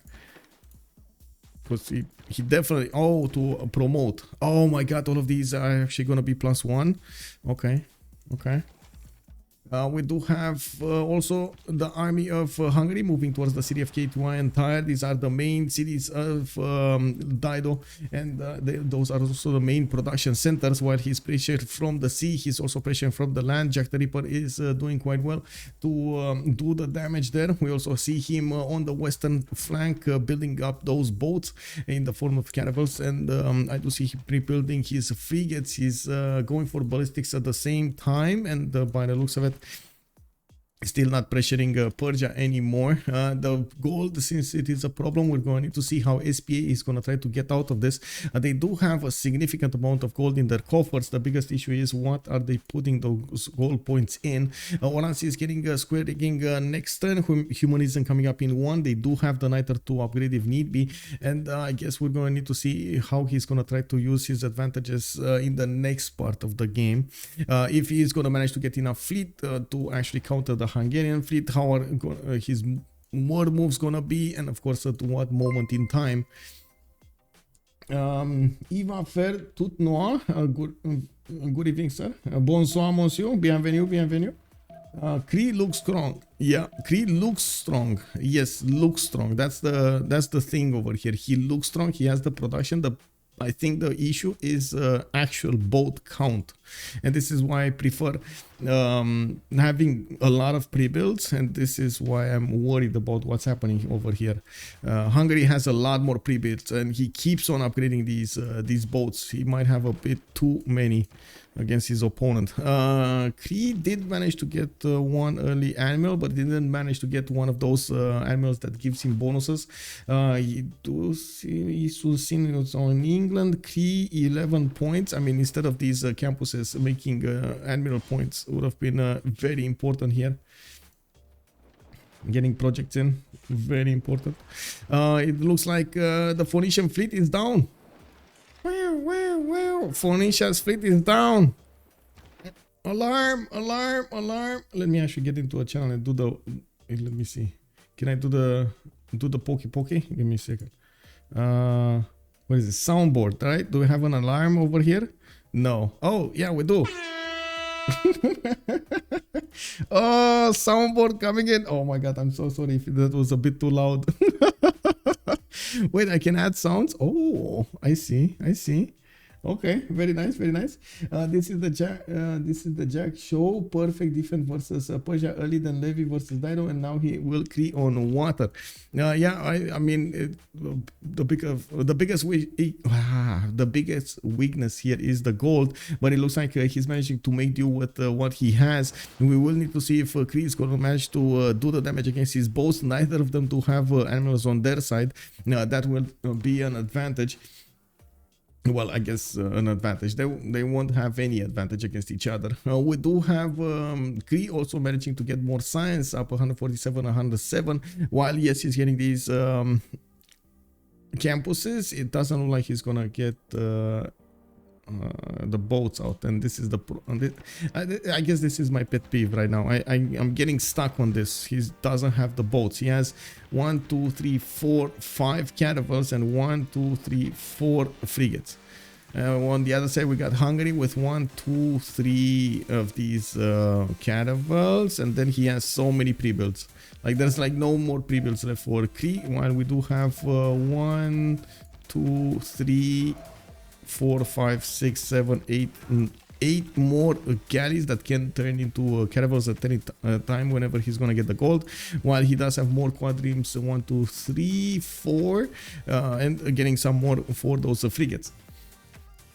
And you can see actually how much it mattered for England, for example, to have those pre-builds from the beginning, even if he did not have the gold at that moment in time. Having the pre-builds ready and safe did allow him to, when he had the gold, did allow him to upgrade enough boats to overwhelm the Phoenician army. While Phoenicia on the other side went for a different tactic, went to spread a little bit wider, tried to use his ability from the Phoenician trade to actually move those settlers all over and build them fast enough. And now this actually, I think, cut into his chances to win the war against England. Now, I guess if you would have had more pre-builds and he would have focused on getting a lot more bioreams, at least like 6 more bioreams, he should have been able to upgrade them with the amount of gold they were making, and managed to get the drop on the English Navy much faster. It was extremely important for him from the beginning to actually attack into England and take out his opponent's ability to get those upgrades going. It is basically 2 versus 4 now, and we actually, I mean, I'm not sure if they're gonna go for a CC, but 2 versus 4, it's very, very hard. Even if Picfix is only 71 science and 81 culture in the south of Cree over here, he will have strong units to defend against Cree. Cree is gonna keep on being locked on the navy, fighting JackTheRipper, and of course Llaneros are gonna come out from Gran, Colombia at some point in the game. He's like 7 turns out from getting military science, so not that far away. He just needs to get more pre-builds here, and I do see the courses coming. He doesn't need to deploy his army to the east anymore. Looks like Persia is basically neutered over here on the east side. While Aztec is going to get bigger, he's going to get more science. He's also going to need to get his economy going. Now they are starting to get some gold. We do need to see how things will evolve, but it does look like it's taking a turn for the worst over here. And I guess you know what the sound for the city of KDY is, right? Like that's what's gonna happen in the city of KDY. Yeah, why do both Phoenicia and England have scouts in the water? Frostgalis Gamer. It is because of the support bonus that you get on your boats when you defend. against an opponent. The extra +2 you get from an adjacent unit towards your boats does make a lot of difference, especially in the water, for the dynamic of the war. It might make the difference between you getting 3 shot instead of how to say getting 4 shot. Like, that's significant. That's exactly what you need to get an upgrade going on your boats. Yeah, +2. Arsenius, good evening. Thank you for the comment over there. Yeah, so KDY, now it's the song. We got the field cannons coming online here from Hungary. He is gonna need to chew through the walls of Tyre. Of course, the frigates are gonna be the ones that are gonna do the majority of the damage here. And there are 4 remaining cities from Phoenicia. I don't see him getting a safety settler out anywhere. He doesn't really have anywhere to go. We don't have Hungary also leaving Hattusa here from the northwest. And by the looks of it, LPQI is left open. There's like no more. Where did that caravel go? He didn't have a caravel there. Where did that go? I don't know. It is what it is. Let's take a look over here. We don't have that. We do have Isodor of Miletus actually building Oracle. Kick W. I guess he wants to get a golden age here. He is starting to actually couple his economy with Hungary. On the coast, we do see Caracas settled here. Reina is getting in. We do have this attack coming out from Hungary. They might want to finish Persia once and for all. There are the muskets coming out from Aztec with a few more men times on the front line there. And a significant amount of black armies are coming onto the battlefield. They will face these pikemen on the battlefield, and this might be a problem. Especially going into the new era, they're not going to have the extra +5 on their side.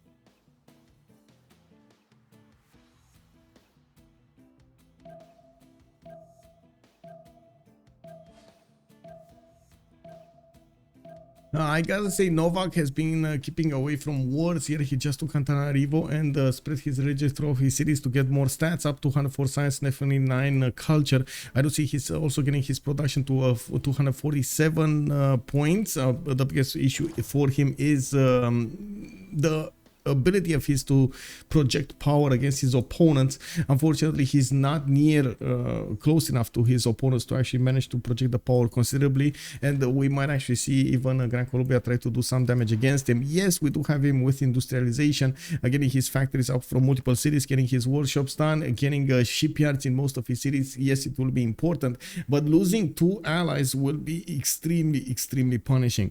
And of course, with now Cree actually starting to push through the Hungarian defense, we do need to see if Hungary is going to manage to get back out of this. We do have, for example, the city of Debrecen with walls coming up in 3. It looks like a caravel can attack into it this turn, and with the 2 frigates attacks next turn and the caravel inside of it, he might actually take that city next turn, which is going to be important, taking away another one of those possible Hungarian harbors. It does look like he's not building any more fleets here, and of course in the north you do see that Hungary did upgrade a significant force.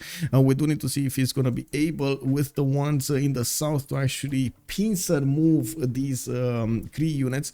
He's not really committing at the moment with the northern units until he gets the southern ones on the battlefield. These caravels in the south can triple shot the frigates of Cree, and they will start doing damage. There aren't that many frigates in the water, and of course the replacements are going to take quite a bit to actually build. It is unfortunate because Oranssi does benefit from so much production, and he could have built a lot more boats. I think he underestimated the amount of pre-builds that Hungary has. Especially since he did see these boats. It is unfortunate that he didn't count that the Picfix has been online for quite some time and was able to build boats as well.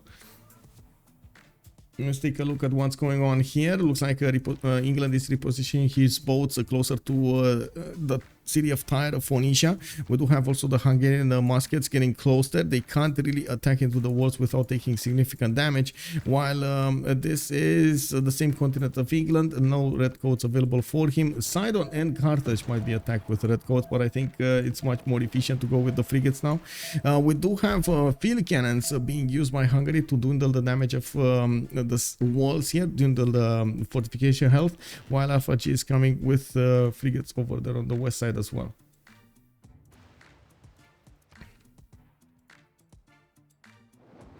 Okay. Gold. Now they're getting gold. This is very important, by the way. Pillaging is gonna allow Jack the Ripper to upgrade more of his boats over here. Yes, Debrecen did get walls, and it does look like he chopped one of the deer tiles to the north to get them. That actually delayed the takeover of the city of Debrecen one turn, while at the moment I don't actually see him moving in from the north. He's moving in with the units from the south, getting into position here, and is upgrading some more. He does have 3 more upgrades that he can do with a hard build coming up from Picfix. Also, I think he did get another one of these, if I'm not mistaken. Did he? Or did he not? No, I don't think so. He did. I don't think he did, actually. I thought he was building a caravel here, but I don't think he did. I do have to point out, of course, Oranssi, if he does get coal power plants, the factory is going, he's just going to increase his production capabilities, and he might start to one-turn frigates. It's just a matter of getting enough of them to be able to do the damage against Cree over here. And you can see how he's starting, how Jack the Ripper is starting to reposition his boats, so he can attack from the north. Oh, they're gonna, oh my god, they're actually gonna be in trouble here. And we do have Oranssi doing some damage against the Hungarian boat, yes, but then from the south the caravels are gonna start to get into the vision. Oranssi does not know about this. He's gonna be caught with his pants down when he sees these caravels from the south. His fleet might crumble. We have some frigate over here also that should be able to do the damage against that caravel. Also, the caravel inside of the city doesn't look like it has enough strength to attack outside. Okay, okay. We see another caravel here that is just sitting low HP in the north. He wants to keep it out of danger's way. He should put it in the coast, though, like on his borders, to get some heals off. I guess that's a mute point. Arthur's blood, thank you so much for the prime. Thank you, sir. Thank you so much, sir. Welcome to the stream.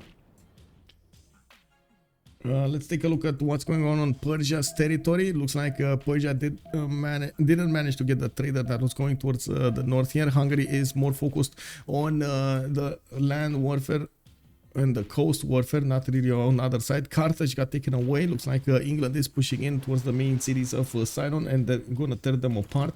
Let's take a look at the first moves coming up from Jack the Ripper. Yes, Debrecen might go down, but at what cost? His whole fleet will be demolished over here. And we do have a significant force from the north able to walk in. We do have more frigates coming from the south over here getting inside, and it does seem like the moment Jack the Ripper has flinched a little bit, a lot of his caravels are taking damage, and it doesn't look like he was managed to save the frigate from inside of the city. We do have Jack needing to get the correct moves to take out the frigates of Cree. Oranssi does look like he has first moves against his opponent, and I do. Did he just buy a caravel? Did I see that correctly? Did he just buy a caravel? Oh, guys, he did, right? He did just buy a caravel. Yeah, I mean, that's good. What can I say? If you have so much gold, why not put it into caravels? You know, I'm sure. Imagine if you would have had, wait, how much is it? Is it like 4 pre-builds worth or something? Isn't a caravel like 480 points or something? Kick. Oh man, if only he had 90 gold a pop there. If only we had pre-builds. Okay, we'll see if this is enough. We'll see if this is enough. We'll see. First moves will matter so much here. We do have more forces coming up from the south. Jack did manage to upgrade his boats over there, and of course they're gonna get in the south as well as from the north. We do need to see if the moves will come from Cree, the first moves against the Hungarian fleet, even though he does need to spend quite a bit of attacks from the frigates to take down the remaining cannibals of Hungary here. He does manage to take out 2 quite quickly, even he can't attack into that one. Okay, 2 over here to the south, and then he's gonna be hit from the south and gonna probably lose at least 1 frigate with a cannibal, and then he's gonna be hit from the north and probably gonna lose a frigate here. Still the pre-builds, the amount of units is the issue, not his science, not his war moves, not anything else. It's just amount of units. Thank you, sir. Thank you, sir. Thank you so much for the prime.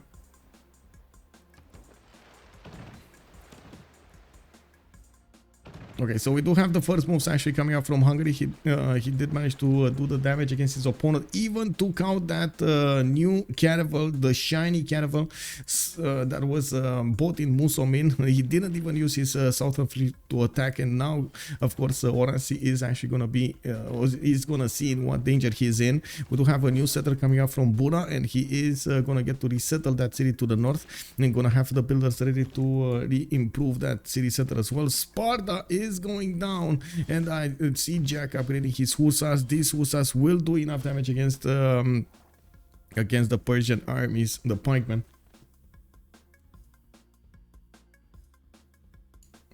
Give me a second here.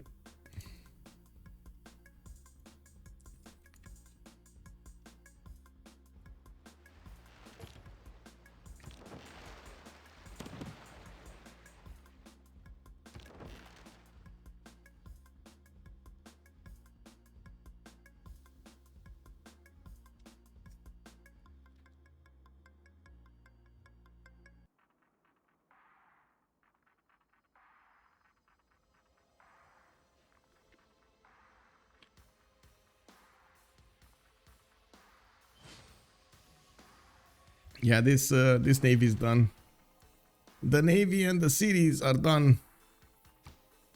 Oranssi gunpowder in 1, nationalism in 1. He doesn't have enough units to actually fleet them up anymore, and he keeps on building universities. We do have Sparta also about to go down here. It looks like the musket doesn't have movement anymore, but the Aztec musket, the new musketmen are coming from the northern cities, while Jack did manage to upgrade 1, 2, 3, 4 of these hussars from the north. They're gonna start moving towards the city of Passagarde. We will see Llaneros being upgraded as well. Picfix does have 1, and of course this will put more pressure on Cree from the south. Yeah, this is a problem. Big problem. We do have 2 more turns until the World Congress. I guess this is the turn that we will find out exactly who is gonna be in a golden. I do see Oranssi didn't manage to do it. Picfix might have done it. JackTheRipper is in a golden, so he's gonna get it from the coinage. He's also gonna keep on getting that golden. First moves coming in. Looks like we do have Hungary trying to use the Cree trying to use his horses to get some extra time, buy some extra time for these units, but this is not enough. Like he's with the Hungarian frigates coming online here from the south, this might not be enough. From Mickey Watch, he is able to 1-turn boats, and POFC of us is also able to 1-turn boats, so maybe there is some form of light at the end of the tunnel over there. While yes, in the south he's getting attacked, Oranssi is gonna need to get stronger units to defend himself. We only see a few Llaneros being upgraded, and I do believe Picfix would actually require some economic help on his side from his teammates, so he does manage to overwhelm his opponent over there with the Llaneros. Only 3 boats remaining out of the Cree fleet, and there are a significant more number of Hungarian caravels over here in the water, with more frigates available to shoot, not to mention these caravels that are full HP.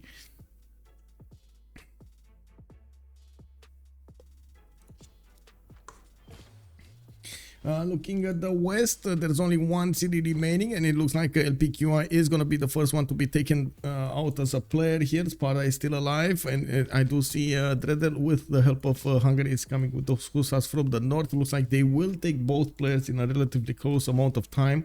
I do see Hungary is... wasn't he pressuring somebody else? Wait, okay, Bologna. Oh, I see. Persia is actually gonna survive here. They managed to take Bologna for Persia. He's gonna survive. Do they manage to take Fort Dido or anything? Wasn't there another attack? I'm pretty sure there was an attack somewhere. Like I saw units from Hungary levied somewhere, but I totally forgot where. Maybe they got levied and re-levied or something. I don't know. I'm pretty sure it was in the north somewhere. Oh, these ones. Okay, these ones. Never mind. He actually went with Tucson units on the Carthage. Never mind. I see. It's fine. Always ban Hungary. Okay. This is no longer Sparta. No, it's not there. Okay, we're gonna have a quick pause here until the players will choose their options, and I do go for the quick updates here, and then we're gonna come back soon. 2 minutes, guys. 2 minutes, and we're gonna come back. Stay tuned to see the outcome of this game.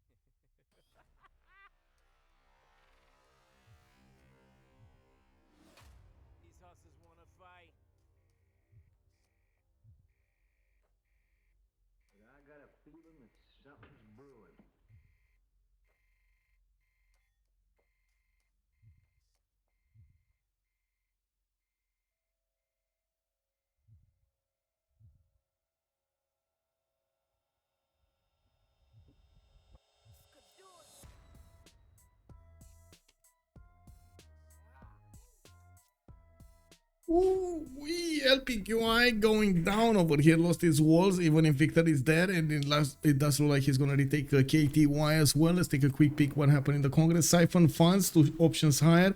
No melodies for Jade, and it does look like 2 diplo points for JackTheRipper, of course, with one city taken away from his opponent over here. It does look like Cree starting to lose cities. He's gonna lose Akhtahakup as well, and by the looks of it in the south, he's gonna lose Kabul. 3 cities quite quickly.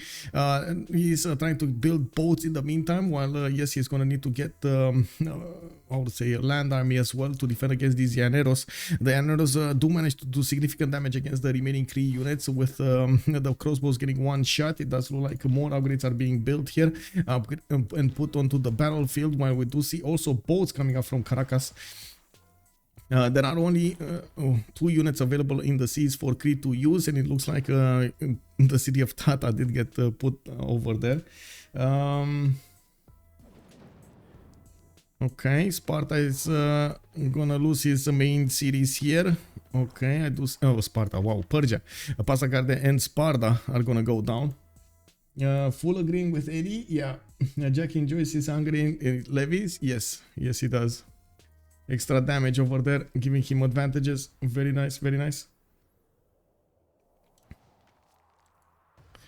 So LPQI going down. Somebody's gonna lose a military alliance here. We don't know exactly whom, but it might be Cree. Or it might be China. We don't know. It might be Cree, it might be China.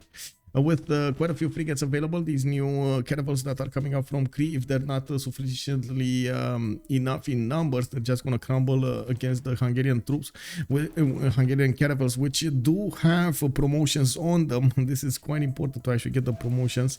I would actually want to see if they're getting admirals here. It looks like China is trying to get one, while Hungary is making way to a few points.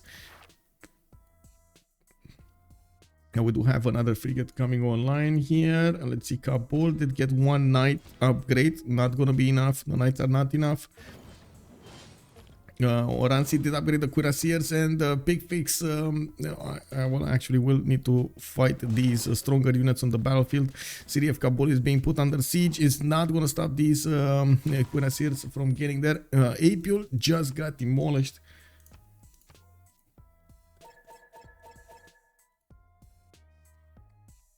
So 4 vs 3 situation, PCS attacking into SPA. This might actually guarantee their slot into that, how to say, they're gonna get closer to that slot in the Division 1 of CivFR in the next season. And I do want to take a quick peek over here. If this should be a best of 3 if I'm not mistaken. Plus on the one, SPA versus Conquerors. Wait, is this just best of 1? Oh, this is a best of 1? Oh my god, okay. No, sorry. Le up and down, les playoffs sont en best of 3. Well, I'm talking Franglish. I'm sorry. Chaque équipe peut bannir une carte. Okay, every team will ban a map and keep hot seat. I don't know. Oh, that team will also have the seat. Okay.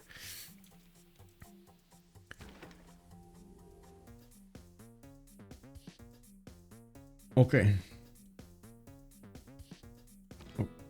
So the question remains, what is the secret strategy coming out from SPA that we do not see?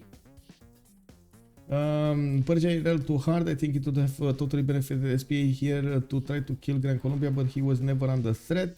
Chups, hello there, ma'am. Your French is fine. Thanks for the guys. My pleasure. It's a best of 3. Adredi, thank you so much for pointing that out. Much appreciated, sir. No, also bonsoir. I'm trying to get there. Who lost the military alliance? That's a very good question. Is it Kabul? Wait. No, Cree still has a military alliance, so it must be China. Yeah, China lost it. Okay, it's fine. China lost it. And I guess it's going to be hard to get to Bologna to liberate it. Now we do see England trying to defend against the Persian levied units from Samarkand. It's fine. He does have sea dogs in the waters, which is going to be good. He's also going to get back up in his economy. Industrialization coming up in 10 times 4 Alpha G. He's 43 science and 25 culture. Don't think that's enough, but of course rebuilding these Royal Navy dockyards everywhere is going to be important. With Hungary taking away cities from Oranssi, that is also going to hurt Cree here quite a bit. We do have armies from Gran Colombia.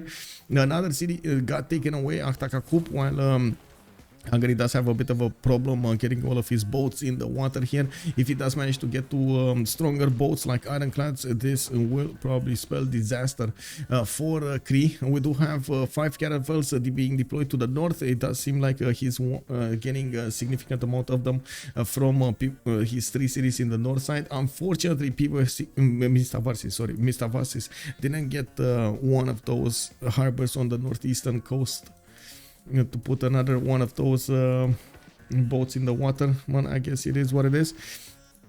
We do need to see also what's going on here. Looks like Gran Colombia is just gonna bypass Kabul, and he's gonna let the new units get in there and try to do some damage, while he is gonna go directly against Makva Sakahikan, getting another one of those protection centers away from his opponent.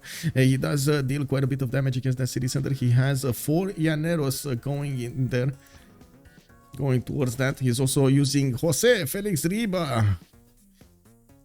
Do you actually pronounce the S? Is it Ribas or is it Riba?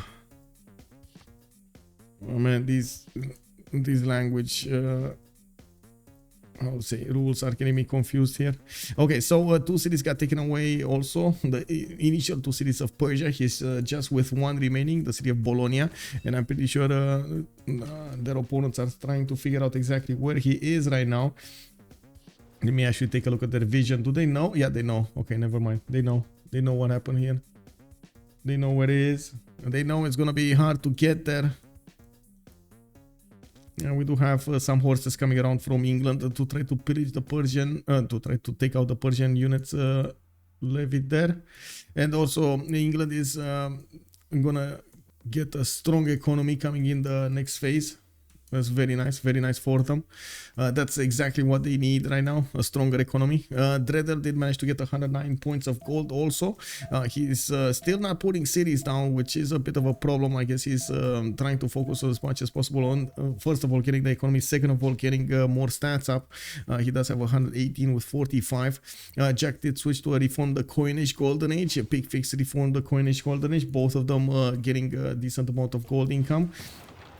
While we do have field cannon coming out from Matharz Hikan, you can see these Llaneros are gonna start eating away at the walls. Even the cost of their health, they're gonna still on go against that city center to try to take it away. If he's not gonna build walls, that's gonna be a problem. Yeah, that city's going down. There's no stopping it. Now we do have the repositioning of Jack's boats, and Oranssi is calling out the GG. PCS gets the first game out of this best of 3 series against SPA on the 7 Seas map, with quite a bit of an Irel war over there between Persia and Aztec. Persia tried to go and trade punches with Hungary. We did have some like 3 units coming up from Gran, Colombia from the western side, but he never committed. Gold was an issue for a long time on the side of PCS, but they managed to do what they needed. Too few boats on Apeul actually took away from his chances to go against his opponent. England, they traded punches for the longest time on the coast until we did have Hungary coming with muskets from the north. Of course, JackTheRipper did amazing to actually get everything going over there, using his ability, his leader abilities to their maximal potential. Amazing. It was amazing. With much pleasure. Thank you so much. And let's actually take a look over here what's going on in the chat. They will need to, how to say, we will need to hear their opinions about the game here. I don't want to see exactly where they are. I don't really want to barge in their channel until everybody's there.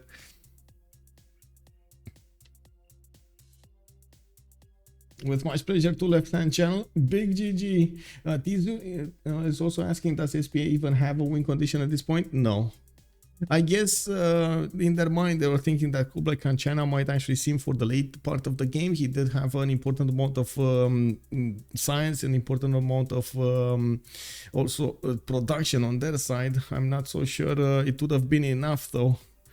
Is in a 4 versus 3 situation and turning into a 4, well, it was kind of a 4 versus 2, right? 2 of their allies were dying. It was a bit too much. Okay, let's jump in here and see what's happening. Il a up beaucoup plus que moi, Thanks, en fait. Michael, for the cast. Yep, GG well played, with my pleasure. Oh my god. Je suis d'accord que le fait qu'il y ait Alaounza derrière avec une Hongrie dans la game, ça le baise, mais disons que, enfin moi, ça fait depuis le tour 40 que je dis que je baise Apeul en fait. C'est juste qu'on m'a pas donné les golds, enfin qu'on n'avait pas les golds. Oui, voilà. Fais attention à ce que tu dis. On t'a donné tous les golds de la team. You take all the gold. I gotta point out, Alpha G, you did amazing getting so many pre-builds. Like, even if you didn't have the gold, just the ability to have those boats was amazing. Yes, I was crying. I think I tilted a bit my teammates because Yes, I was crying for gold. I was crying for gold. Guys, I can rank team. I can rank team. We don't have gold. Yeah. And when we finally get gold, when Jack hit his second golden age, Yeah. and he put the card, I was, Yeah. finally. Can you imagine? But yeah, we say you have no good position for Matharz with Cyrus. Yeah. for SPA. Yeah. In the map, it's hard for us to win this game, I think, on the position. I was wondering why did you remap the first one though? I didn't see anybody have a bad spawn there. We don't have bad spawn, but I am. Bad position. Jack don't like the land. Spawn. Alpha 2. Aztec with Dredhel, it's full okay. And me, I am a little in backline, so I don't know where is near to me. If it's Cyrus, I see just on turn 8 the minus loyalty. So I know they are an enemy, but I don't know who is here. So we think to remap, and Matharz have 14 score, so you have a good start. Yeah. Il y a the Lux, he was working. How is it called? Culture. And Ortiz. And Ortiz. No. Yeah, it was complicated.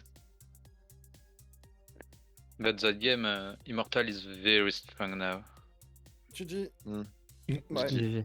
GG. Bye, Well, thank you so much for the thoughts over here, and can't wait to see you in the next game. Congratulations for getting the first. Thanks, mate. Yeah. Have a great evening. Bye. Bonne soirée. Yeah. Bye. Merci. Bye. Bye. On va. So there we have it. We heard from both teams over here. Gold was an issue. On the other side, we did hear why they wanted to remap the first one. They weren't that happy with what the spawns were over there. And of course, they did choose to remap it, use the remap token there. We do have a win now. PCS is ahead of this best of 3 series. We're going to need to see if SPA is going to manage to come back and get us to a third game. We don't know exactly when the second game will be, but we're going to keep on watching when they're going to schedule, and we're going to need to see how these things will evolve over here. They're fighting for a slot in Division 1 in CivFR Squadrons in the next seasons. Very important for them to get this going. Thank you so much for everything, by the way. Much appreciated for the follows, for the raids, for the gifts, for everything. Thank you so much, guys. You are amazing. Thank you. And also, I do want to point out, if you're seeing this from YouTube, don't forget to throw it a thumbs up, and I do hope we're going to see each other on the live stream on twitch.tv/OnSpotTV. Leave a comment down below if you have any questions or you want to send me a message. And also, if you want to take a look at my schedule, it is displayed on my Discord, !my Discord, or on Twitch, or you can use the description of the video down below. You're going to have an invite over there available for you to get onto my Discord and, of course, see the schedules. Have a good evening, everybody, and have some fun with some Civilization 6 gaming. Bye. Have a good night, dining day. Bye.